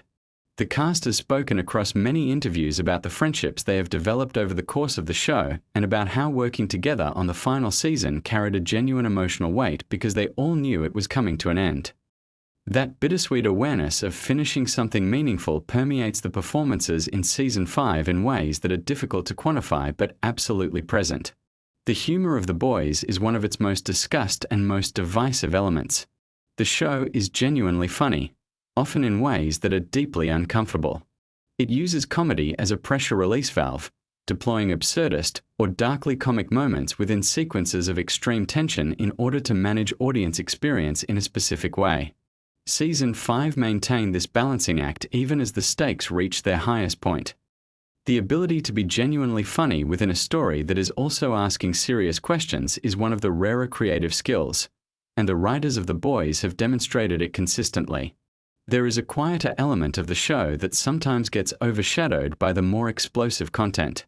The Boys has always found time for small, intimate character moments that exist outside the main plot machinery. Conversations between characters about their fears, their regrets, their hopes for things they believe they do not deserve. These moments, often just two people talking in an unglamorous setting, are where the show does some of its most affecting work. Season 5 included a number of these quieter scenes that longtime fans have pointed to as among the most emotionally resonant in the entire series. Your breathing is probably slower now. Good. Keep going with me just a little longer because there is more worth knowing. The relationship between the boys and the superhero genre more broadly is worth reflecting on. The show arrived at a moment when superhero content was reaching a kind of saturation point in popular culture. Rather than adding to that saturation, it offered a fundamentally different perspective on the genre's assumptions and conventions. It asked what superheroes would actually look like if the world they operated in was recognizably like our own, with the same power dynamics, the same corruption, the same gap between stated values and actual behavior. Season 5 brought this interrogation of the genre to its most pointed and definitive expression. Garth Ennis, the creator of the original comic, has been publicly appreciative of what the television adaptation has done with his source material, even where it diverged significantly. This relationship between original creator and adaptation team is not always harmonious, and the fact that Ennis has expressed genuine enthusiasm for the show speaks to the respect with which the television creators approached the spirit of what he originally created even when they departed from a letter of it. Something to sleep on. The legacy of The Boys as a show will likely be discussed for many years. It arrived at a specific cultural moment and responded to it with genuine creative ambition and moral seriousness. The final season was the opportunity to cement that legacy or undermine it, and by most accounts from both critics and fans, what was delivered in Season 5 was worthy of everything that came before it. Whether you agree with its conclusions, whether you found its resolution satisfying or challenging, the show earned the conversation it prompted. The technical achievement of the visual effects in Season 5 deserves a final mention. The artists and technical teams who created the visual language of this world worked across the entire production timeline, from pre-production design through principal photography and into the long post-production period. Some of the more elaborate sequences in the final season involved effects work that was in development for over a year before the episodes aired. The invisible craft required to make the impossible look ordinary is something that audiences experience as effortless when it works properly, which means the people responsible for it only get noticed when something goes wrong. In Season 5, very little went wrong. The Boys gave us something rare in popular entertainment. A story with genuine moral stakes, characters who were allowed to be genuinely complicated, and a willingness to follow its own logic even when that meant going to uncomfortable places. Season 5 was the conclusion of that promise, the delivery of everything the show had been building toward across years and hundreds of thousands of words of storytelling. And that is a good thought to carry you gently toward sleep tonight. All those years of work, all those people, all those decisions made in rooms you will never see, by people whose names scroll past in credits that go by too fast to read. All of it adding up to something that you watched in the dark, that made you feel things, that gave you something to think about. The world of The Boys is a dark one.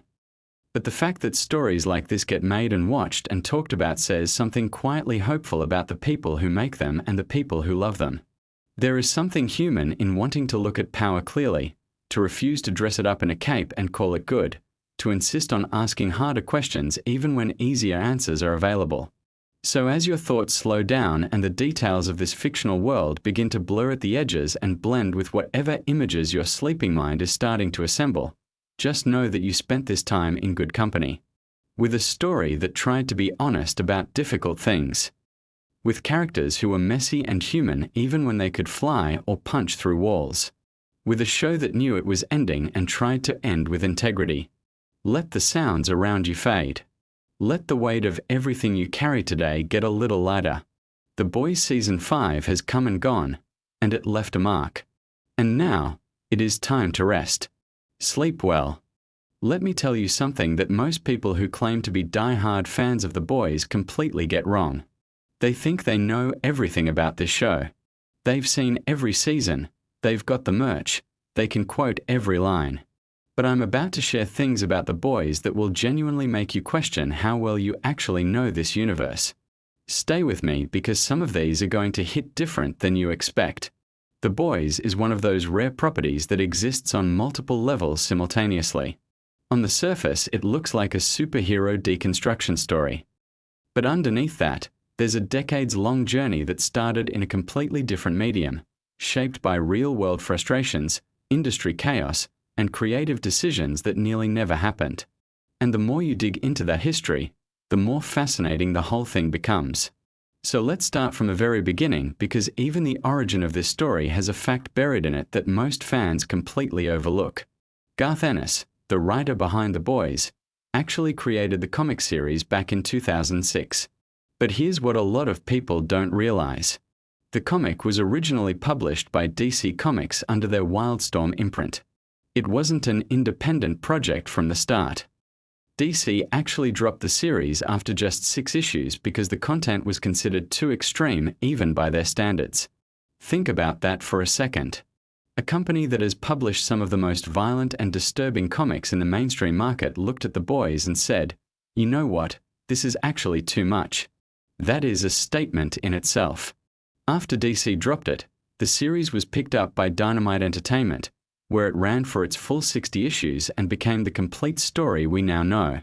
So the very existence of The Boys as a finished work is partly thanks to a publisher willing to let Ennis go where he wanted to go without interference. That creative freedom is baked into the DNA of the source material, and you can feel it in the tone of everything that followed. Now let's talk about the show itself, because the journey from comic page to streaming platform was anything but smooth. The Boys television series was actually developed first for the American Broadcast Network. It was originally set up at Cinemax, which is an HBO subsidiary. The show was being built for that platform when Amazon Studios stepped in and acquired it. That transition happened in 2018 when Amazon picked up the show and immediately ordered it straight to series. No pilot, no development limbo. They saw what the creative team was building and committed to it right away. That kind of confidence from a streamer is rare, and it changed the trajectory of the show entirely because Amazon gave the creative team the freedom and the budget to go places that a traditional network never would have allowed. Eric Kripke, who most people know as the creator of Supernatural, was the showrunner brought in to adapt the material. And this is where it gets interesting, because Kripke had actually been trying to develop The Boys for television for years before it finally happened. His persistence with this particular property is part of why the show has such a clear and consistent vision. This wasn't a project handed to him. He fought to make it exist. Let's talk about casting, because there are some genuinely surprising stories here that most casual fans have never heard. Karl Urban, who plays Billy Butcher, one of the most iconic characters in the show, almost didn't take the role. According to what he has shared in interviews, he was initially uncertain about committing to a television series because he had primarily built his career in film. Urban had done major blockbuster franchises including Star Trek and Lord of the Rings. The idea of transitioning to a streaming series was a bigger mental shift than people might assume. What ultimately convinced him was the quality of the writing and the character himself. Billy Butcher is genuinely one of the most complex anti-heroes in modern television, and Urban recognized that. The rest is history, obviously, but that near miss is worth sitting with. Now here is something that surprises people when they find out. Anthony Starr, the actor who plays Homelander, the main antagonist of the series, is actually from New Zealand. His natural accent is nothing like the all-American voice he uses for the character. Starr has spoken about how he actually spent significant time developing the specific Midwestern American quality to Homelander's speech, understanding that the voice was as important as the physicality of the character. The way Homelander speaks is part of what makes him feel simultaneously approachable and deeply threatening. That contrast is entirely intentional, and Starr engineered it deliberately. What's even more interesting about Starr's portrayal is something he has described in interviews about his approach to the character. He doesn't play Homelander as a villain. He plays him as a person who genuinely believes he deserves everything he demands. That distinction completely changes how the performance lands. When you watch Homelander have a breakdown, it doesn't feel like a supervillain losing control. It feels like a deeply damaged person who never developed emotional regulation because no one ever held him accountable for anything. That psychological specificity is what elevates the performance from impressive to genuinely disturbing. Let's keep going because we're just getting started and the production side of this show has details that are absolutely wild. The cape and costume design for the Seven, the show's superhero team, went through extensive development processes that most viewers never think about. Each costume was designed to simultaneously feel like a genuine superhero outfit and also carry an element of corporate branding. The design team actually studied real-world sports team uniforms and celebrity branding campaigns when developing the looks for the Seven because within the world of the show, these are essentially brand ambassadors as much as they are heroes. Every detail, including the colors, the materials, and the logo placement was informed by marketing research. That level of world-building detail in the costume department is genuinely impressive.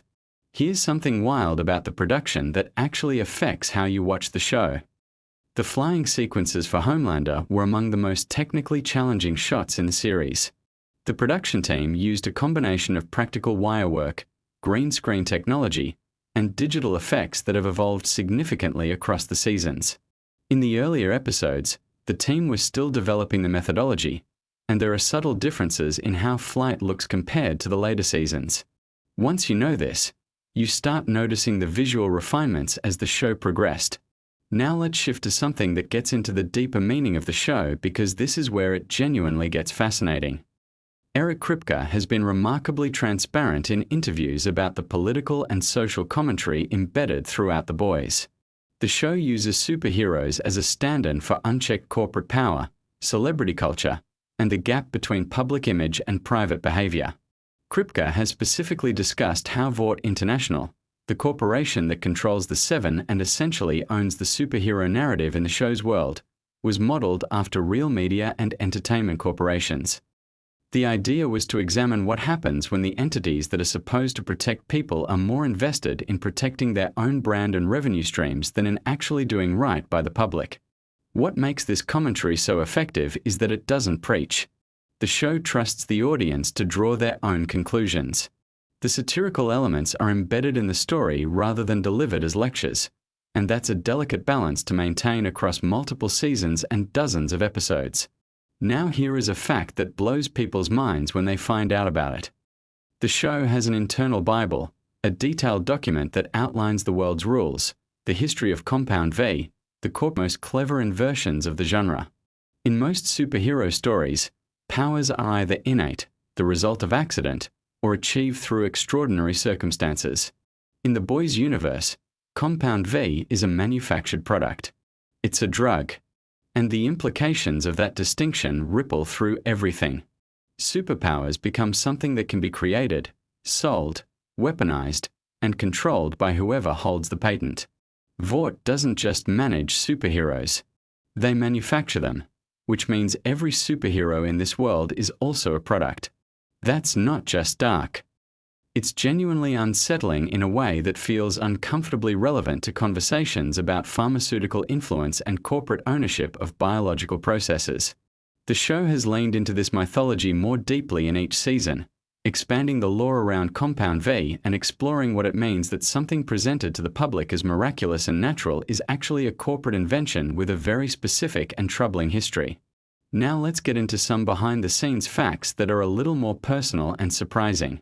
Jack Quaid, who plays Huey Campbell, the audience's entry point into the show's world, is the son of actors Dennis Quaid and Meg Ryan.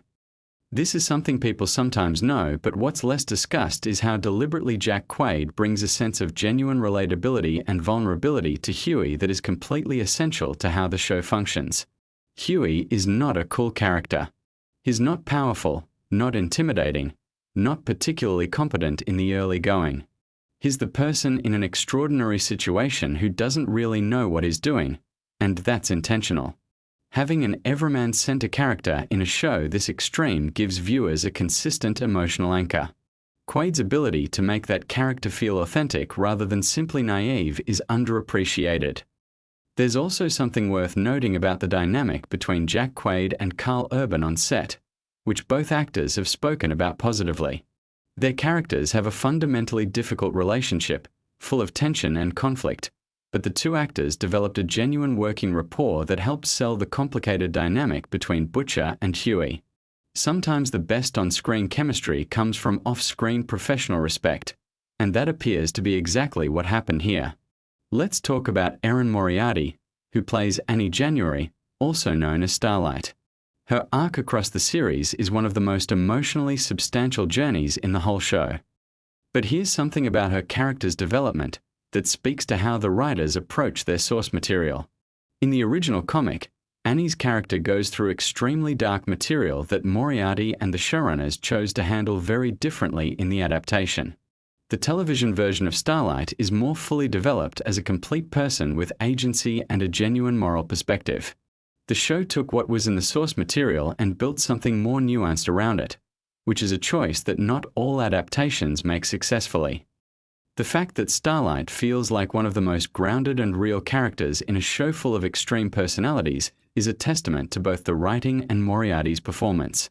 Now I want to spend a moment on Tomer Capone, who plays Frenchie, because his background is fascinating.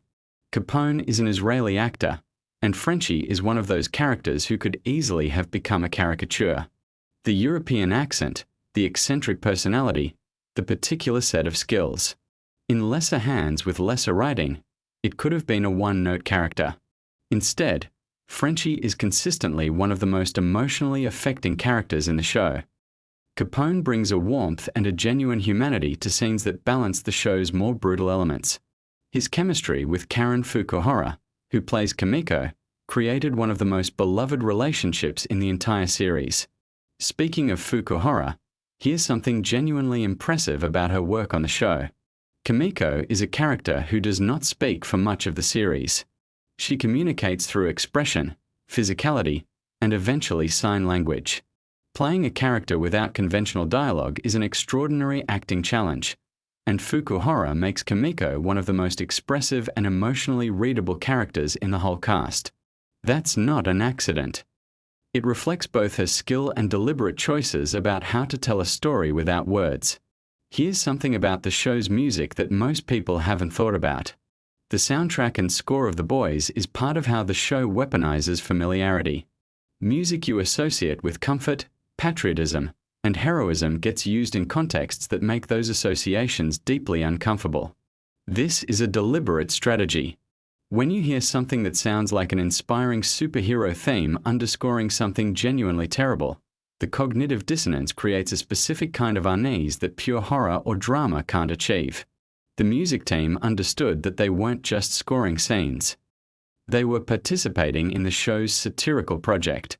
The show has also made extensive use of pop songs in ways that create jarring contrast.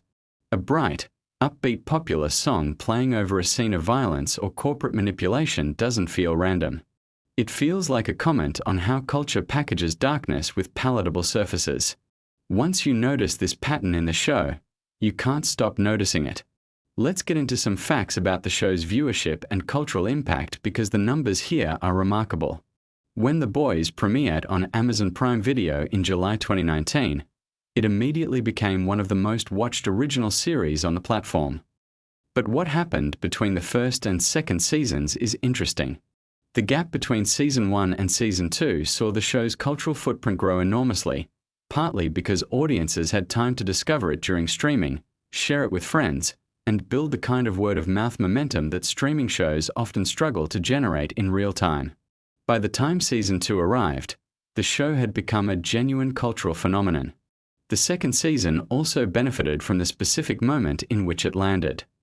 It arrived in late 2020, during an incredibly charged political and social period, and the show's themes about power, corruption, media manipulation, and the danger of charismatic authority felt almost uncomfortably timely. Kripke and the writers have talked about how they sometimes felt like they were writing satire and reality was trying to keep pace with them, which is not a comfortable position for a showrunner to be in. Now here is a fact about the show's production that speaks to the sheer scale of what they built. The show films primarily in Toronto, Canada, which stands in for the fictional Vought-controlled American city where much of the action takes place. The production design team does extraordinary work making Toronto look and feel like an American corporate environment, but there are subtle moments where the Canadian setting peeks through if you know what to look for. The production has spoken about this as both a practical challenge and a creative puzzle. Making a show that is fundamentally about American cultural pathologies while filming in Canada requires a specific kind of deliberate production design that the team has pulled off impressively well. Let's circle back to something deeper because I want to make sure we cover the aspects of this show that go beyond fun production trivia and get into why it actually matters. The Boys is genuinely unique in how it handles the question of power and accountability. Most superhero stories, even the ones that try to be dark or subversive, ultimately affirm the idea that there are good people in positions of extraordinary power and those good people will use that power responsibly. The Boys rejects this premise almost entirely. In the world of the show, the existence of unchecked power is itself the problem, regardless of who holds it.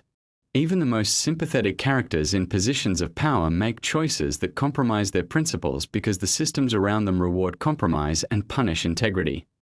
This is a genuinely radical position for a mainstream entertainment property to take and hold consistently across multiple seasons. It's one of the reasons the show generates the kind of passionate engagement it does. It's not just entertaining. It's making an argument. And whether you agree with that argument or not, the clarity of the show's moral vision is part of what makes it so compelling. Here is a behind-the-scenes fact that might genuinely surprise you. The showroom for The Boys apparently operates with an unusually open process for pitching story ideas. Writers at various levels of experience and seniority have reportedly been encouraged to bring their most extreme and unexpected ideas to the table, with the understanding that the show's premise creates space for almost any kind of social commentary if it's handled with craft. This kind of creative culture is relatively rare in television production, where hierarchy and creative gatekeeping are common. The result is a show that consistently surprises its audience because the writers themselves are encouraged to surprise each other. The spin-off series Gen V, which focuses on college-age superheroes in training at a Vought-funded university, came directly out of this creative expansion. The Boys universe is large enough and coherent enough internally that it could support an entirely separate show with its own tone and set of concerns. Gen V leaned more heavily into horror and the specific anxieties of younger generations navigating a world shaped by forces beyond their control.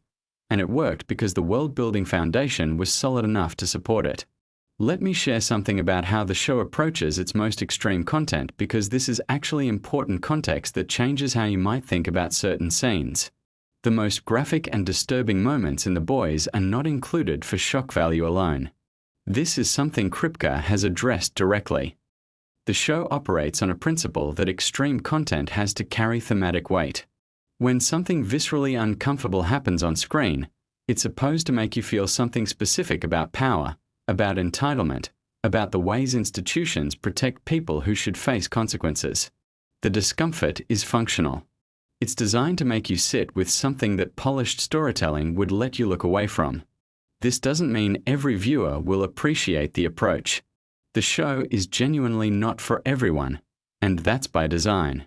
But understanding that the most extreme moments are intentional and structured rather than random helps clarify what the show is actually doing. Here's a fact about Homelander specifically that I find endlessly fascinating. The character was deliberately designed to evoke a very specific type of American mythology. He looks like the idealized version of a patriotic hero, blonde, square-jawed, wearing the colors of the American flag. Everything about his visual presentation is designed to trigger associations with heroism, safety, and American exceptionalism.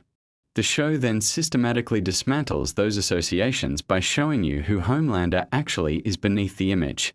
The visual design is essentially a trap that the show sets for the audience, using the instinctive comfort we feel around those symbols against us. Anthony Starr has described understanding this function of the character as central to how he plays him. Homelander has to be genuinely appealing in certain moments because if he was simply repulsive from the start, the critique wouldn't land. The danger of people like Homelander is precisely that they are compelling. That's the whole point. Now let me give you something that connects the show back to its comic roots in an interesting way. Garth Ennis, the original comic writer, has spoken about his mixed feelings regarding the television adaptation. He has been generally positive about the show's existence and its success, but he has also noted that the television version makes different choices than he would have made, particularly in terms of which characters receive sympathetic treatment and which storylines get expanded or compressed. This is normal for adaptations, but Ennis's perspective is interesting because it highlights just how much the television version is its own creative work rather than a faithful translation of the source material. The show has genuinely gone beyond the comics in terms of runtime and story development. With multiple seasons running to many episodes each, the television version has explored characters and storylines that the comics either handled briefly or didn't develop at all. In some ways, the show has created a more expansive version of this world than even the original creator envisioned, which is a remarkable thing to happen in an adaptation. Let's talk about the international dimensions of this show's success because they're genuinely impressive. The Boys became one of the first Amazon original series to achieve truly global viewership numbers that competed with the largest streaming hits from any platform. The show found audiences in markets where superhero content had previously been dominated by the major Hollywood franchises, and in many of those markets the show's critique of American corporate and cultural power actually resonated in ways that were distinct from how American audiences engaged with it. Watching a show that deconstructs American cultural mythology from outside that culture hits differently, and that international engagement says something meaningful about the show's reach. Here is one more production fact that I think deserves attention. The stunt work on The Boys is extraordinary and largely underappreciated. The show features incredibly complex action sequences that involve practical stunt work combined with digital enhancement, and the stunt performers who execute these sequences operate under extraordinary pressure given the show's visual demands. Several of the show's regular cast members have done significant amounts of their own stunt work in order to maintain the visual continuity of action sequences. Karl Urban in particular has spoken about the physical demands of playing Butcher across multiple seasons, and how the action sequences have evolved in complexity as the show's budget and ambitions have grown. The fight choreography also carries thematic meaning in the show. The way the Boys fight compared to the way the Seven operate in combat reflects the power imbalance at the core of the show's premise. Normal humans against superhumans require completely different tactical approaches, and the choreography team developed a specific language for how each group fights that reinforces the show's underlying dynamics. Now here's something to consider as we come toward the end of this, and it connects everything we've been talking about. The Boys works because it takes its premise completely seriously. It doesn't wink at the audience. It doesn't soften its most uncomfortable implications. It commits to the internal logic of a world where corporate power has captured the function of heroism itself and asks what that world actually looks like for the people living in it. And the answer it gives is messy, painful, frequently darkly funny, and ultimately more honest than the polished fantasy of most superhero entertainment. The facts we've covered today, from the comic's troubled origins to the casting near misses, from the deliberate costume design to the thematic architecture of the score, from the political timing of the show's biggest seasons to the psychological specificity of the performances, all of these details point toward the same conclusion. The Boys is not an accident. Every element of it is the result of deliberate creative choices made by people who understood exactly what they were trying to do and fought to do it without compromise.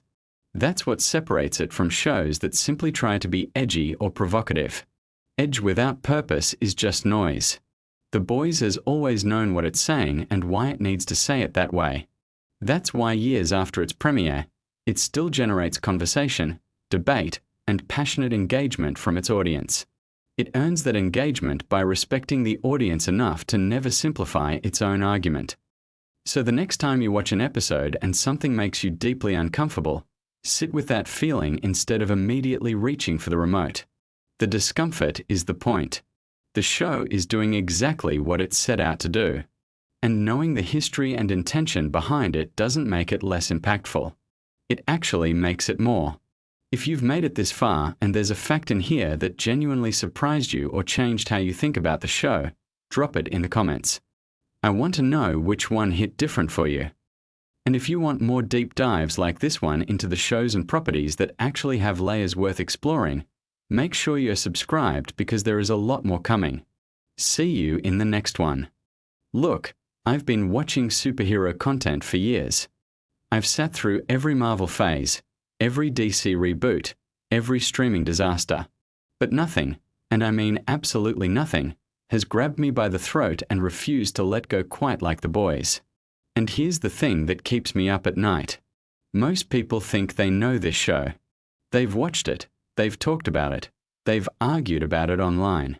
But I promise you, by the time this video ends, you're going to realize you barely scratched the surface of what's actually going on beneath the layers of blood, satire, and absolute chaos that makes this show one of the most brilliant pieces of television ever created.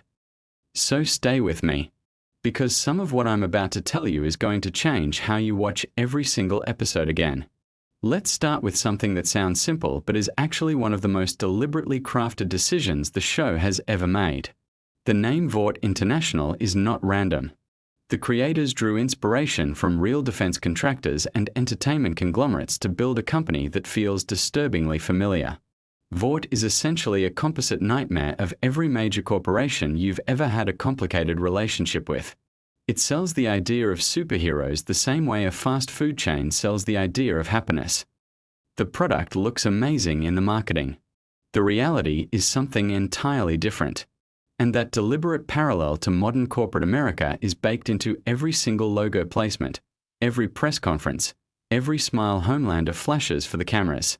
Now here's where things get really interesting. Karl Urban, the man who plays Billy Butcher, one of the most beloved characters in the entire show, almost didn't take the role. He had serious reservations.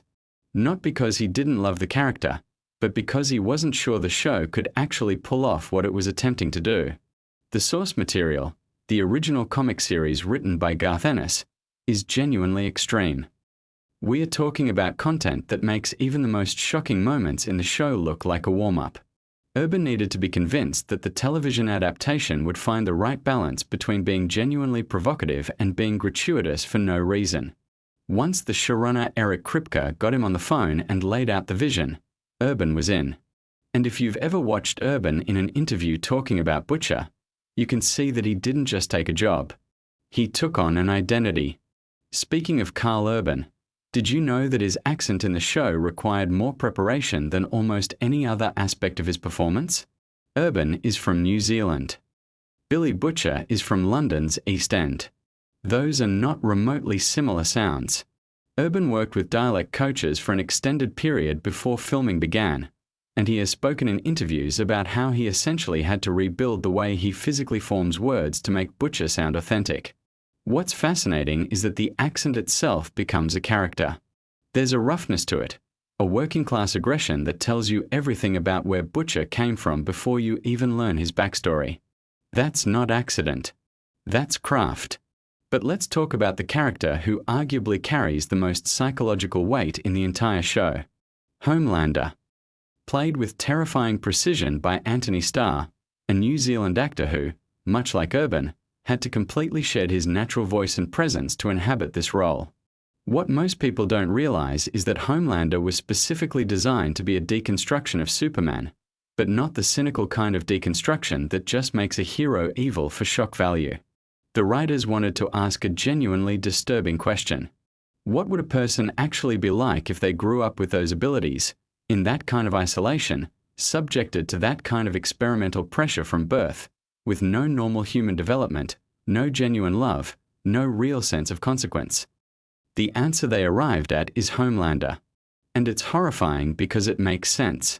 Anthony Starr has talked extensively about the preparation that went into Homelander psychology. He based elements of the character on research into narcissistic personality disorder, abandonment trauma, and the specific psychological profiles of cult leaders. That smile that Homelander does, the one that sends chills down your spine even when he's supposed to be doing something heroic, that was developed intentionally. Starr described it as the smile of someone who has learned that smiling gets you what you want, but who doesn't actually feel what the smile is supposed to represent. It's a mask that occasionally slips. And when it slips, That's when you see what's underneath.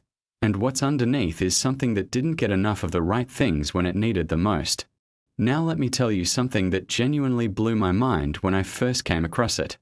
The show films primarily in Toronto, Canada, but the production design team works overtime to make it feel like various American cities.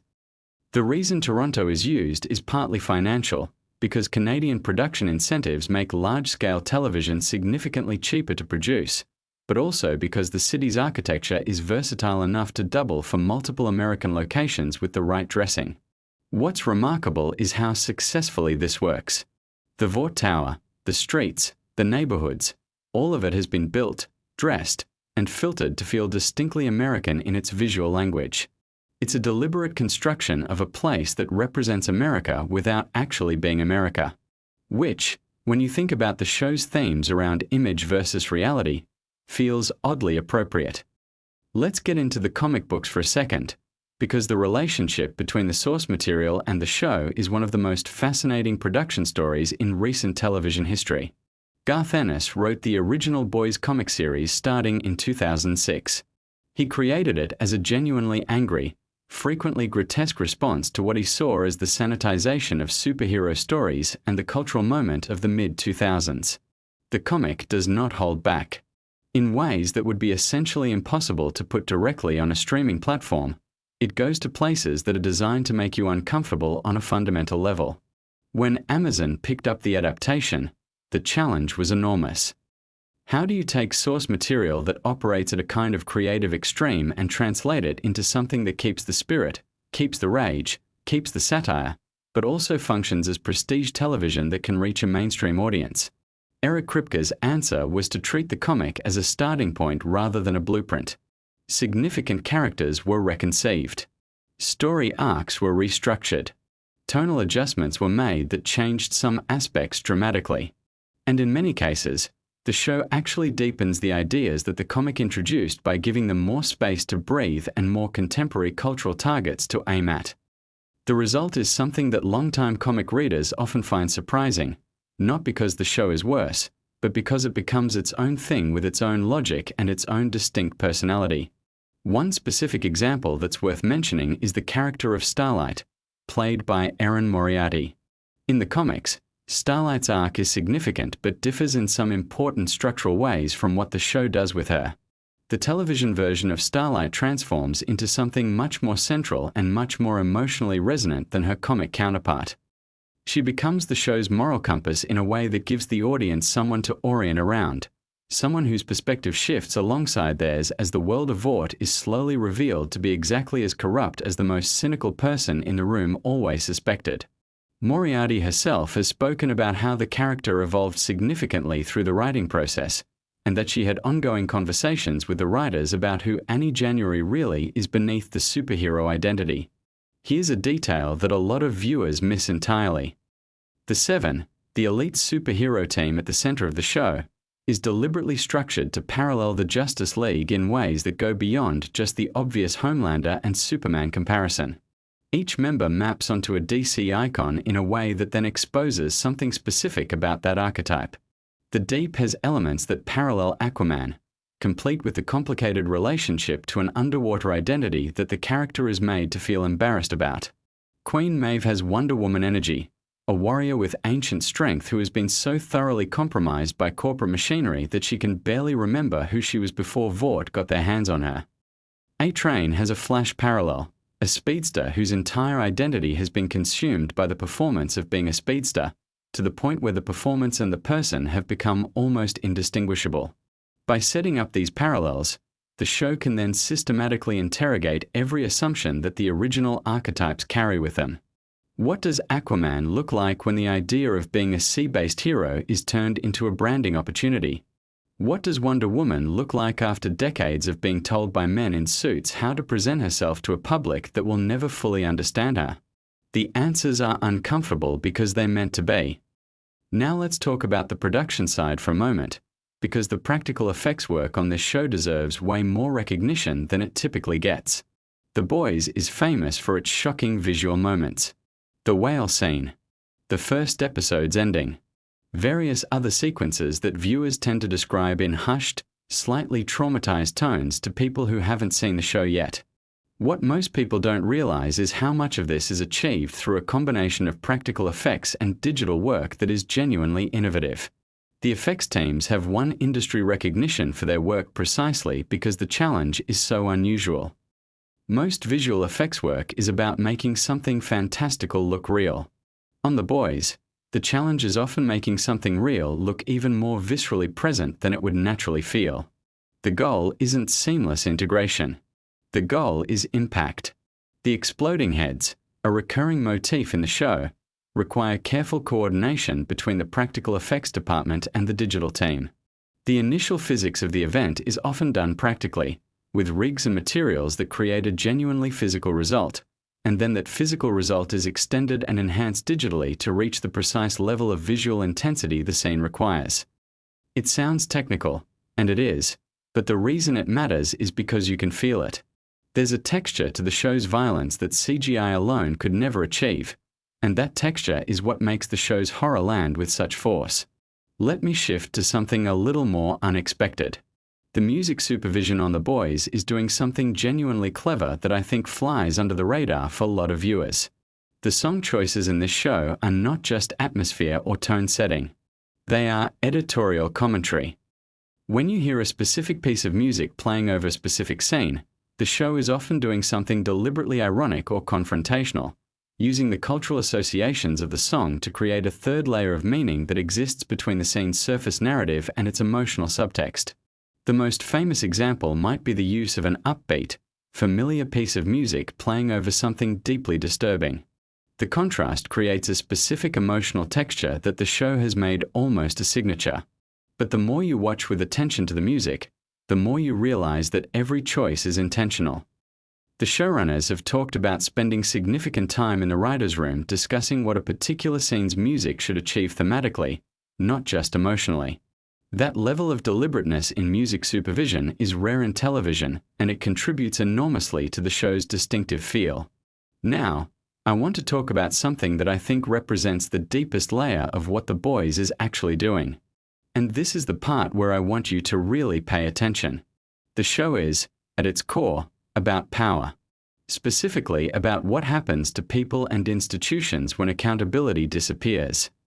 The superheroes in the world of The Boys operate with impunity not because they're evil by nature, but because the system that surrounds them has been designed to protect them from consequences. Vought doesn't just sell heroes. Vought manufactures the conditions under which heroes can do whatever they want and never face a reckoning. Sound familiar? What Kripke and his writer's room have consistently done across the show's run is update their satirical targets to reflect the specific moment in which each season was being produced and released.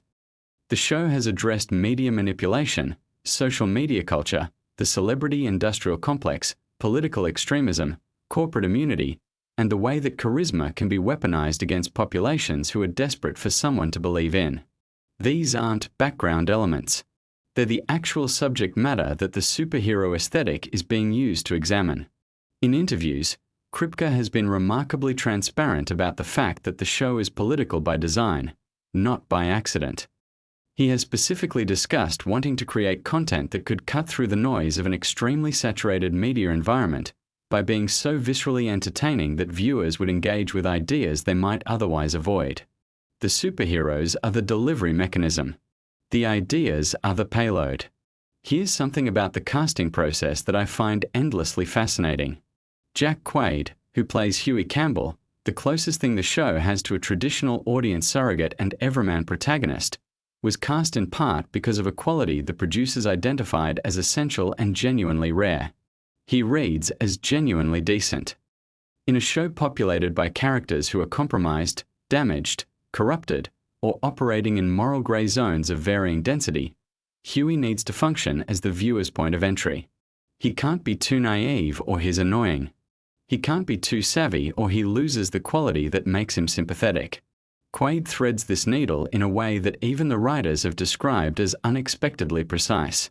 What's interesting is that Quaid comes from significant entertainment industry family background, being the son of two well-known actors, and yet his interpretation of Huey is so grounded and specific that it never feels like a legacy casting choice. He did something distinct with the character. There's a quality of performance in Quaid's work that suggests genuine investment in who Huey is as a person, and that investment pays off across the arc of the series in ways that become increasingly clear as Huey is put through more and more pressure. Let me tell you about a behind-the-scenes element that surprised me when I first learned about it. The writer's room for The Boys is unusually large and unusually diverse in its composition compared to typical cable or streaming dramas. Kripke has made specific choices about who is in that room and what range of perspectives and experiences those writers bring. This has a direct impact on the show's content in ways you might not expect. The storylines that deal with race, with gender, with sexuality, with class, are not being written from a single homogeneous perspective and then polished. They're being generated and challenged by a room full of people who have different stakes in those conversations. The result is that the show's political commentary, even when it's provocative or uncomfortable, tends to have a specificity and an accountability to it that pure satire sometimes lacks. Now let's go somewhere that I think is genuinely surprising for most viewers. The relationship between The Boys and professional wrestling is something that the creative team has acknowledged, and that is built into the show's DNA in ways that aren't immediately obvious. Professional wrestling, at its core, is about characters who are presented as real performing narratives that everyone knows are constructed, while both the performers and the audience participate in a collective agreement to engage with those narratives as if they're genuine. This is called kayfabe, and it is exactly what Vought does with superheroes. The superheroes are performing characters. The public knows on some level that they're being sold something. And yet the emotional investment is real because the need that the performance fulfills is real. Homelandish rallies have the energy of wrestling heels working a crowd. The crowd knows they're being played, but the feeling they get from the playing is genuine, and that genuine feeling is the actual product being sold. This parallel between superhero culture and professional wrestling is something the show has leaned into increasingly, and it explains a lot about why Homelander's relationship with his fan base feels so eerily familiar. Here's another production detail that's worth knowing about. Filming the Homelander laser eye sequences requires an extraordinary amount of practical on-set work that then gets enhanced in post-production.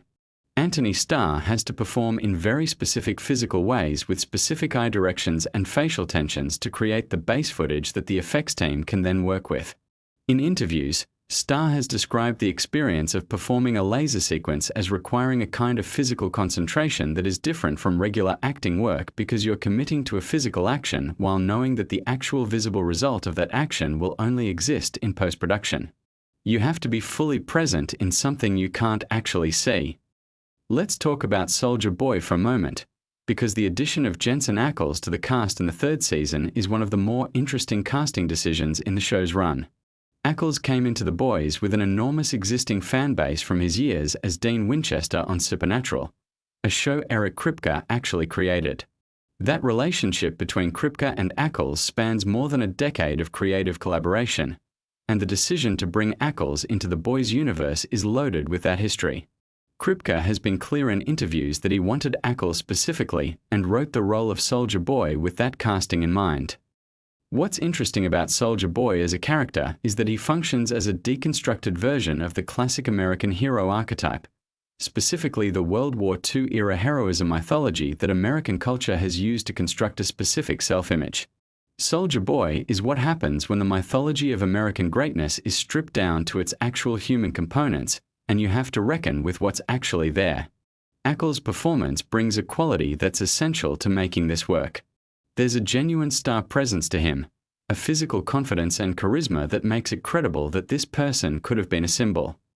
And then the show systematically reveals the gap between the symbol and the reality. It's classic Boys territory but executed with particular effectiveness because the casting itself does part of the thematic work. I want to circle back to something about Homelander that I think is the most psychologically interesting aspect of the entire show. The character's core wound is not about power. It's about love. Specifically, the absence of it during the developmental period when human beings are most vulnerable to its absence. Homelander was raised in a laboratory. The people who had authority over him treated him as an asset rather than a child. He was never taught to attach to other people in a healthy way because the environment he was raised in did not permit healthy attachment. The result is a being with the power of a god and the emotional architecture of someone who never learned how to be safe. This is why Homelander's rages look the way they do. They don't look like the calculated evil of a villain who has chosen a path. They look like the eruptions of someone who has never had the internal resources to regulate the size of what they feel. When Homelander destroys something, there's a quality to it that reads as terrifyingly childlike. Not innocent. The opposite of innocent. But childlike in the sense that the proportion between the stimulus and the response belongs to someone who was never given the tools to close that gap. Anthony Starr and the writers have described working through this psychology in granular detail, specifically because they wanted Homelander to be frightening in a way that was also comprehensible. Not sympathetic necessarily, but comprehensible. Because a villain who is purely and simply evil is not as frightening as a villain whose damage you can trace back to a source. One more production element that I think is really worth highlighting. The show's costume design is doing constant visual storytelling that functions completely independently of the dialogue and the action. Every superhero costume is designed as a statement about who that character is presenting themselves to be and what that presentation is concealing. Homelander's suit is the most obvious example. Its American flags and primary colors and the visual language of classical superhero design. And it sits on a man whose interior reality is the opposite of everything those design choices are supposed to represent. The costume is a lie, and it's designed to read as one once you know the character, while still being designed to read as the real thing to the crowd. The boys' look, the working class, lived-in, practical aesthetic of their clothing and their environment, is equally deliberate. They wear what people wear when they're not performing anything, when they're just surviving. The contrast between the visual register of the superheroes and the visual register of the boys themselves is a constant silent argument the show is making about authenticity and performance. Let me give you something you can take away from this video and use the next time you're watching the show. When you watch a scene involving Homelander and a crowd of supporters, pay attention to where his eyes go when the crowd responds to something he's said. There's specific performance work in those moments. Starr has talked about playing Homelander's reaction to crowd approval as the closest thing the character ever gets to feeling genuinely fed. Not happy. Federation. Like the love of the crowd is a substance that fills something in him temporarily without ever actually nourishing him. And if you watch for that specific quality in those moments, you'll see it. It changes how the rallies feel. They stop being scenes of power and become scenes of hunger. That recontextualization is available throughout the show once you know where to look. The Boys rewards close attention in a way that a lot of action-oriented content doesn't bother to earn. The surface level is extremely entertaining on its own terms. But underneath that surface is a show that has done the work of a genuinely serious piece of culture, one that has something real and uncomfortable to say about the world that made it. Now here's something that I think is genuinely underappreciated when people talk about the show's legacy. The Boys arrived at a specific cultural moment. Superhero content had reached a kind of total market saturation. Every major studio had a shared universe. Every streaming service was developing cape content. The genre had become so dominant that it was starting to collapse under its own weight, with audiences showing early signs of fatigue in a way that the studios were struggling to acknowledge. Into that moment came a show that was not anti-superhero in the simple sense of just replacing good guys with bad guys. It was something more surgically precise than that. It was a show that identified the specific psychological needs that superhero stories fulfill in their audience, and then asked what happens when those needs are exploited rather than genuinely met. That question landed because it was the right question at the right time. And it landed in a way that didn't alienate the audience who loved superheroes. It landed in a way that made that audience think more clearly about what they were loving and why. That's a difficult creative trick to pull off, and the show pulls it off consistently across its run. The show's commercial success, which has been significant, is itself a kind of argument the show is making. It became one of the most watched properties on its platform. It generated enormous cultural conversation. It spawned spin-off content.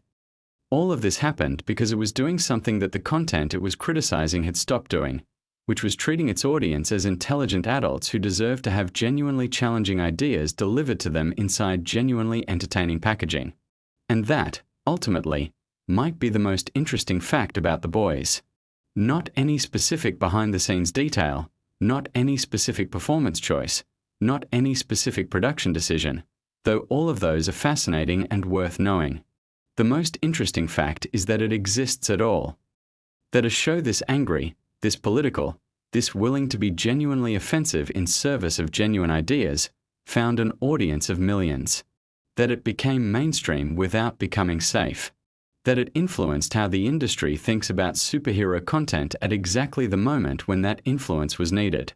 If you've been watching this show and you've enjoyed it without fully understanding why it hits differently than everything else in the genre, I hope this video gave you some of what you were looking for. The craft is visible once you know where to look. The intentions are accessible once someone points you toward them. And the experience of going back and watching with all of this in your head is something I genuinely recommend. Because there's a version of watching The Boys where you're just along for the ride, and the ride is genuinely excellent. But there's another version where you're watching a group of extraordinarily talented people who are angry about real things using the most entertaining possible vehicle to say those things as loudly as they can. That version is better. Drop in the comments which facts surprised you the most. And if you want more deep dives into the shows and films that are doing things that deserve more attention and more analysis, hit that subscribe button because this channel is exactly that. See you in the next one. What if I told you that one of the most violent, disturbing, and brutally honest shows on television right now started as something nobody in Hollywood wanted to touch? The Boys has become a cultural phenomenon, a show that makes people uncomfortable in the best possible way, and today we are going deep on facts, secrets, and behind-the-scenes details about this series that most fans have absolutely no idea about. Whether you have watched every single episode 3 times or you just discovered the show last week, I guarantee there is something in this video that is going to completely change the way you look at The Boys. Stick around because we are saving the most shocking revelation for the very end, and trust me, you do not want to miss it. Let us start at the very beginning, and I mean the actual beginning, long before any cameras were rolling or any casting decisions were made. The Boys is based on a comic book series written by Garth Ennis and illustrated by Darick Robertson. The comics were published by Wildstorm initially, starting back in 2006, and what is genuinely fascinating is that even the comic book publisher eventually got cold feet about how far the content was going. DC Comics, which owned Wildstorm at the time, actually cancelled the series after just 6 issues because the material was considered too extreme and too offensive even by comic book standards. Think about that for a second. A comic book series got dropped because it was too wild, and that same story eventually became one of Amazon Prime Video's most watched shows of all time. The series was then picked up by Dynamite Entertainment, which allowed Ennis to continue telling the story exactly the way he intended, with 0 restrictions. That creative freedom carried over in spirit when the show was eventually developed for television. Now here is where things get really interesting from a behind-the-scenes perspective. The television adaptation of The Boys was not always going to be on Amazon. The project bounced around Hollywood for years, and multiple networks and streaming platforms passed on it. The show was initially developed at Cinemax, which is where it actually got its first real traction. Seth Rogen and Evan Goldberg were brought on as executive producers, and they worked alongside showrunner Eric Kripke to shape what the series would eventually become. Eric Kripke, by the way, is the same creator behind Supernatural, which ran for an absolutely massive 15 seasons on the CW. When Cinemax passed on moving forward with the project, Amazon stepped in and picked it up, and the rest, as they say, is history. What is remarkable about this is that Amazon was not known at that point for edgy, violent, mature content in quite the same way. Taking on The Boys was genuinely a bold move for the platform. Eric Kripke has spoken in various interviews about his approach to adapting the source material, and one of the most interesting things he has discussed is how deliberately he and his writing team chose to diverge from the comics. The comics are extraordinarily graphic, and while the show is certainly not shy about violence or adult content, Kripke made a conscious choice to give the characters more emotional depth and more genuine humanity than they have in their printed counterparts. Billy Butcher in the comics, for example, is significantly darker and more morally compromised than the version we see Karl Urban bringing to life on screen. Television Butcher still has a code, still has some kind of internal moral compass even if it is bent and damaged. Comic Butcher operates in a much colder, more ruthless base. This was an intentional creative decision because Kripke understood that for a television audience investing potentially years of their lives into a story, they needed characters they could actually care about, even when those characters were doing terrible things. Speaking of Karl Urban, let us talk about the casting process for a moment because it is genuinely fascinating. Karl Urban is a New Zealand actor who had built an impressive career in major Hollywood franchises before The Boys. He was Dr. McCoy in the rebooted Star Trek films, he was Judge Dredd in the underrated 2012 film Dredd, and he had roles in the Lord of the Rings trilogy. But Billy Butcher represented something different for him. Urban has described Butcher as one of the most complex and demanding roles of his career, and when you watch his performance, you understand why. The character requires Urban to walk a razor-thin line between being genuinely threatening and genuinely sympathetic, sometimes within the same scene. The accent alone, a specific London working-class sound, required extensive preparation. What many fans do not realize is that Urban himself was deeply involved in shaping how Butcher would be presented, working closely with Kripke and the writers to find the character's humanity. Anthony Starr, the actor who plays Homelander, might be giving one of the greatest villain performances in the history of television, and that is not an exaggeration. Starr is from New Zealand as well, and before The Boys, he was perhaps best known for his work on the series Banshee, where he played a very different kind of morally complex character. The way Starr approaches Homelander is genuinely fascinating from an acting perspective. He has talked about playing Homelander as someone who is fundamentally broken, a person who was raised without love in a clinical, experimental environment and who never developed the emotional tools that normal human beings take for granted. Homelander's terrifying nature comes not from some innate evil but from a profound emotional emptiness. Starr plays him simultaneously as a petulant child and as the most dangerous being on the planet, and the combination creates something that is deeply unsettling to watch. The smile Homelander uses, that particular frozen, slightly too wide expression, was something Starr developed deliberately as a mask the character wears. Here is a fact that surprises a lot of people. The set design and visual effects team on The Boys operate on a scale that rivals major Hollywood films. The Seven's headquarters, the corporate aesthetic of Vought International, the various superhero costumes, all of these require enormous resources and creative effort. The costume department in particular has spoken about the challenge of designing superhero outfits that look genuinely impressive and cinematically striking while also serving the show's satirical purpose. The Deep's costume, for example, which includes those elaborate fish gills on his neck, required extensive prosthetics work for each shooting day. Chase Crawford, the actor who plays the Deep, has mentioned in interviews that the prosthetics application process could take a significant amount of time each morning before shooting even began. This is the invisible labor behind television that audiences rarely think about, but it fundamentally shapes the world audiences experience. Let us shift to talking about the satirical layer of the show, because this is something that separates The Boys from virtually every other superhero property in existence right now. The series functions as a direct critique of corporate power, media manipulation, celebrity culture, and the way heroism gets packaged and sold as a product. Vought International is not just a fictional corporation that manages superheroes. It is a mirror held up to real-world entertainment conglomerates, pharmaceutical companies, and political propaganda machines simultaneously. The show has never been subtle about this intention, and Eric Kripke has confirmed in various public statements that the satire is absolutely deliberate and pointed.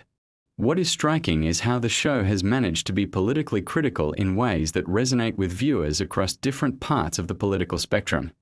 Different people watch The Boys and see different real-world targets in Vaught's behavior, and that ambiguity is actually a sophisticated piece of writing rather than an accident.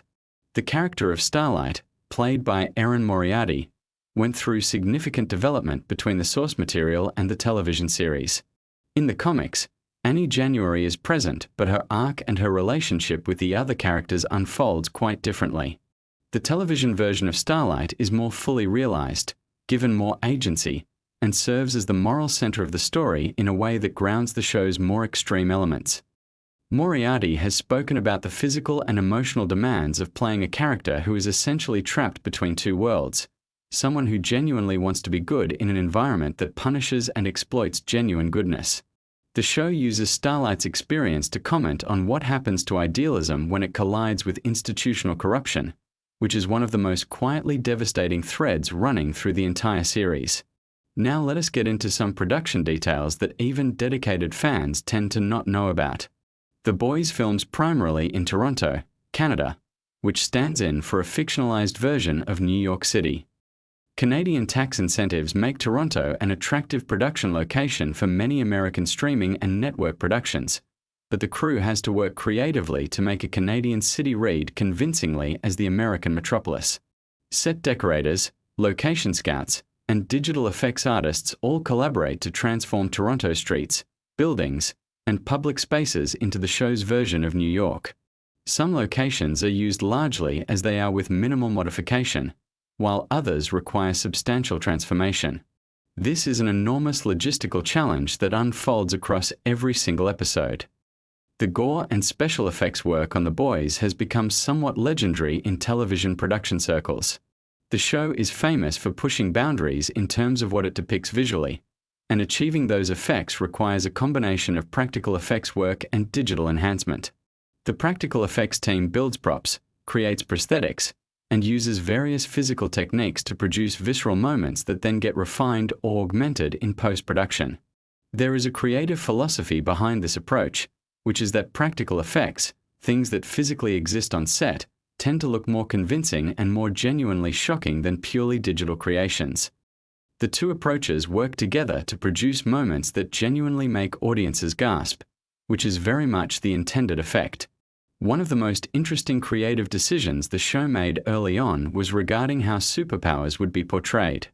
Rather than leaning into the fantastical, consequence-free spectacle of traditional superhero films, The Boys treats superpowers as physical phenomena with real-world physics and real-world consequences. When someone with superhuman strength punches through something, the results look genuinely brutal. When Homelander uses his laser vision, the destruction is presented with a gravity that most superhero properties avoid. This grounded approach to depicting powers serves the show's larger argument about what superheroes would actually be like if they existed, which is to say terrifying rather than reassuring. Let us talk about the music choices in The Boys, because the show's soundtrack is doing a tremendous amount of work that deserves more attention than it typically gets. The series has a habit of using popular, upbeat, cheerful songs in stark contrast to the violent or disturbing imagery on screen. This technique, sometimes called counterpoint scoring, has a long history in cinema, but The Boys uses it with particular effectiveness and wit. The jarring collision between a familiar song you might associate with positive memories and something genuinely horrifying creates a specific kind of discomfort that reinforces the show's satire. It suggests that violence and darkness can hide behind cheerful surfaces, which is precisely the point the show is making about Vought and about superhero mythology more broadly. Here is something that many people do not know about the show's development. When Amazon ordered The Boys to series, there were internal discussions about how extreme the content could actually be. The Boys operates at a level of graphic content that was unusual for a streaming platform even by the standards of prestige television. The fact that Amazon allowed the show to fully commit to its vision, rather than softening the edges to make it more broadly palatable, was a significant factor in why the show resonated so powerfully with audiences. There is a version of The Boys that could have been made in a more restrained way, and it almost certainly would not have become the cultural phenomenon that the actual show became. Sometimes the willingness to fully commit to a creative vision, however uncomfortable, is exactly what makes something work. Showrunner Eric Kripke has a very specific philosophy about what the show is ultimately trying to say, and he has articulated it in interviews in ways that are worth understanding. For Kripke, The Boys is fundamentally about the abuse of power and about the way institutions protect the powerful at the expense of the vulnerable. The superheroes of The Boys are not just metaphors for celebrities or for political figures, though they serve that purpose. They are representations of any system or institution that presents itself as serving the public good while actually prioritizing its own power and reputation. The Boys, the vigilante team at the center of the story, represent the impulse to resist and hold power accountable, even when that resistance is imperfect, morally complicated, and sometimes self-defeating. The relationship between Billy Butcher and the other members of his team has been one of the most consistently compelling elements of the show. Mother's Milk, played by Laz Alonso, provides a counterbalance to Butcher's more extreme impulses and serves as the group's conscience in practical terms. Frenchie, played by Toma Capone, and Kimiko, played by Karen Fukuhara, form one of the show's most emotionally resonant partnerships, a relationship built on mutual understanding between two people who have both been shaped by violence and trauma. The casting of these characters was meticulous, and the chemistry between the actors is something that cannot be manufactured through writing alone. The ensemble as a whole functions as a kind of found family, which is a deliberate storytelling choice that gives the audience an emotional anchor amid all the chaos and darkness. Karen Fukuhara's portrayal of Kimiko is particularly noteworthy because the character does not speak for a significant portion of the series, communicating instead through physical performance, expression, and body language. This places enormous demands on Fukuhara as a performer, requiring her to convey complex emotional states without the tool that most actors rely on most heavily. Fukuhara has spoken about working with a choreographer and movement coach to develop Kimiko's specific physical vocabulary, the way she moves, holds herself, and expresses emotion through her body. The result is a character who feels completely coherent and emotionally legible despite the absence of dialogue, which is a remarkable acting achievement. Now, something that genuinely surprises many fans when they learn it. The Boys has been deliberately engineered to generate conversation and controversy, not accidentally but as a strategic creative and marketing philosophy. Eric Kripke and his team understand that a show this satirically pointed and this willing to be provocative will naturally generate debate, and they have spoken about embracing that dynamic rather than trying to manage or minimize it. When episodes drop and social media erupts with reactions, arguments, and discussions, that engagement serves the show's visibility on the platform and in the cultural conversation. The controversy is part of the product in a very intentional way, which is itself a kind of meta-commentary on how media properties manufacture attention in the modern landscape. Let us talk for a moment about Soldier Boy, played by Jensen Ackles, who is introduced in later seasons. The casting of Jensen Ackles was enormously significant for reasons beyond just his talent as an actor. Ackles spent 15 seasons playing Dean Winchester on Supernatural, the show that Eric Kripke created before The Boys. Bringing Ackles into The Boys was a reunion of sorts, and it was also a piece of very deliberate casting in terms of audience psychology. Ackles built a massive, devoted fan base through Supernatural, and those fans brought enormous enthusiasm to his appearance in The Boys. Within the narrative of the show, Soldier Boy represents a different era of manufactured heroism, a character who embodies mid-20th century American mythology in ways that are both nostalgic and deeply uncomfortable. Ackles committed to the role with the same total investment he brought to his years on Supernatural. The show's depiction of media manipulation and the 24-hour news cycle deserve specific attention because it is one of the more prescient elements of the series. The fictional Vought News Network, which serves as the show's stand-in for partisan cable news operations, captures something true and troubling about how information gets weaponized in the modern media environment. The scenes involving VNN are often written in ways that are uncomfortably close to actual media rhetoric and techniques, which is part of what makes them land with such force. Writers' rooms for shows like The Boys employ people who study media, politics, and culture with genuine academic seriousness, and the show's portrayal of media manipulation reflects that research. Here is a detail about the show that connects to its production philosophy in an interesting way. The Boys does not use laugh tracks, obviously, but it also deliberately avoids the visual language of traditional superhero films. The cinematography is darker, more naturalistic, and less polished than what you would see in a Marvel or DC film. This is a deliberate aesthetic choice designed to signal to the audience that they are in different territory. When superhero films use bright, saturated colors and sweeping orchestral scores, they are communicating something about the nature of heroism, that it is grand and clean and elevated. The Boys uses grittier visual textures and a more grounded aesthetic to communicate the opposite, that power is messy and dark and compromised. One of the most fascinating aspects of The Boys from a production standpoint is how it handles the tension between spectacle and satire. The show needs to deliver genuine action and excitement to satisfy audiences who expect something visually compelling from a superhero property, while simultaneously undercutting the mythology of superheroism that makes those expectations exist in the first place. This is a genuinely difficult balance to strike, and the fact that the show manages it as successfully as it does speaks to the quality of the creative team. Action sequences in The Boys are staged to be exciting and visually impressive, but they almost always contain an element that deflates or complicates the heroic framing, some detail that reminds you these are not the good guys you are supposed to be cheering for.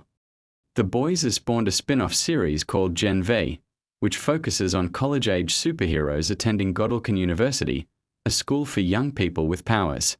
This expansion of the Boys universe represents a significant investment from Amazon in this creative world, and it demonstrates confidence in the franchise's longevity. Gen V operates with a slightly different tone and targets some of the same satirical targets as the parent series, but with fresh perspectives and new characters.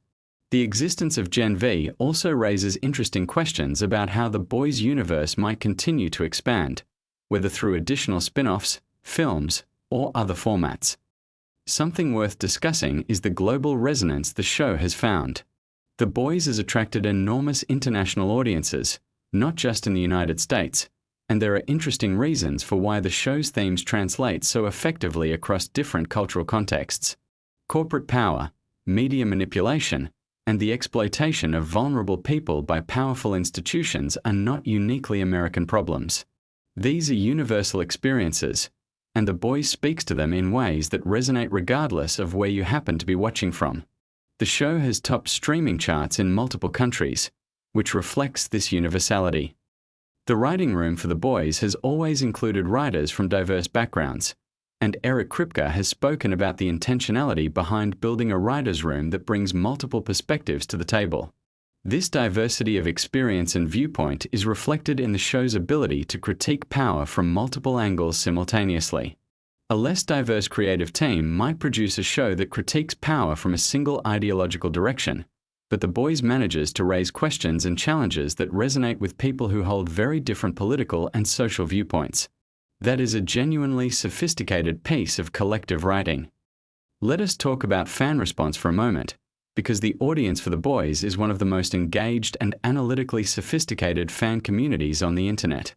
Theory crafting, close reading of episodes for hidden details and foreshadowing, intense discussion of character motivations and thematic implications. All of these activities happen on platforms like Reddit, YouTube, and Twitter at extraordinary scale.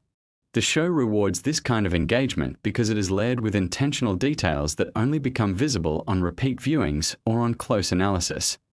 Easter eggs, references to the comics, symbolic visual choices, thematic callbacks across episodes and seasons, all of these elements give engaged fans something to dig into and discuss, which drives ongoing conversation and keeps the show present in the cultural conversation between seasons. The relationship between The Boys and the superhero genre more broadly is worth thinking about carefully. Marvel and DC, the dominant superhero brands, have spent decades building audiences that deeply love and are emotionally invested in superhero mythology.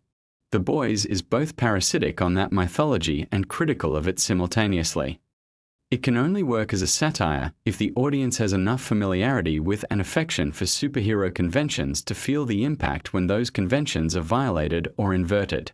In a world without the Marvel Cinematic Universe, The Boys would land differently and possibly less effectively. The show's power is inseparable from the cultural context it emerged from. Now for something that might actually change how you watch the show going forward. The visual design of Vought International as a corporation draws from a very specific real-world reference pool. The aesthetics of Vaught's branding, marketing materials, and corporate culture are modeled on actual major entertainment corporations, pharmaceutical companies, and consumer brands. Production designers have talked about researching corporate branding strategies, internal corporate culture materials, and marketing psychology to ensure that Vought feels authentically, recognizably corporate in ways that go beyond surface-level imitation. The sterile, cheerful, relentlessly positive aesthetic of Vought is based on real research into how major corporations present themselves publicly while concealing quite different internal realities. This attention to detail is part of why the satire lands so effectively. Homelander's relationship with dairy products and specifically with milk is one of the show's most discussed symbolic choices. It is not accidental. The imagery connects to ideas about nourishment, about what Homelander was denied in his childhood, about the way he seeks comfort and validation from external sources because he never received genuine love. The show uses these recurring visual motifs deliberately as a form of visual storytelling that operates parallel to the dialogue and explicit narrative. When you notice these patterns and understand their implications, the show becomes substantially richer as an experience. There is something worth saying about the show's ending, or at least where it has been going, in terms of what Eric Kripke has said publicly about his vision for the series. Kripke has indicated that he always had a specific conclusion in mind for the boys, a sense of what the show is ultimately building toward. This is not the kind of series that is being indefinitely extended without a plan. There is a destination, and the decisions made in each season reflect awareness of where the story needs to arrive. Showrunners who have a clear vision of their ending tend to make better decisions throughout the run of a series because every choice is oriented towards something specific rather than simply prolonging what already exists. The cultural impact of The Boys extends beyond the show itself into broader conversations about the superhero genre, about corporate power, and about American mythology. Critics and academics have written about the show in ways that treat it as a genuinely significant cultural document, not just as entertainment. There are arguments to be made that The Boys is the most important superhero text of this current era precisely because it refuses to accept the terms of superhero mythology and insists instead on interrogating them. In a media landscape saturated with superhero content, a show that questions the very foundations of that genre and finds something troubling beneath the surface is doing genuinely valuable cultural work. One last thing that deserves attention before we wrap this up. The Boys has maintained creative consistency across multiple seasons in a way that is actually quite rare for a long-running television series. Many shows lose their edge, soften their critique, or drift away from their original vision as they become more successful and therefore have more to lose. The Boys has largely avoided this trap, continuing to push harder and go further as the series has progressed rather than retreating to safer ground. This is a reflection of the creative team's commitment to the show's original purpose and also of Amazon's continued willingness to support that vision. Not every streaming platform would allow a show this provocative to operate with this much creative freedom for this many seasons. So there you have it. The Boys is a show built on creative defiance, from a comic too extreme for its original publisher, to a television pitch that bounced around Hollywood for years before finding a home, to a series that has consistently refused to make itself more comfortable or more palatable to avoid controversy. The facts and details behind this show reveal a creative enterprise that is far more intentional, far more sophisticated, and far more carefully constructed than it might appear on the surface. Every choice, from the casting to the production design to the satirical targets to the use of music, serves a coherent vision about power, corruption, and the stories we tell about heroes. If you want to go even deeper on the world of The Boys, there is another video right here that covers the season breakdowns and what every major plot decision actually means for where the story is going. Drop a comment below telling me which fact in this video hit different for you. And subscribe if you are not already part of this community because we go deep on the shows and films that actually matter. See you in the next one.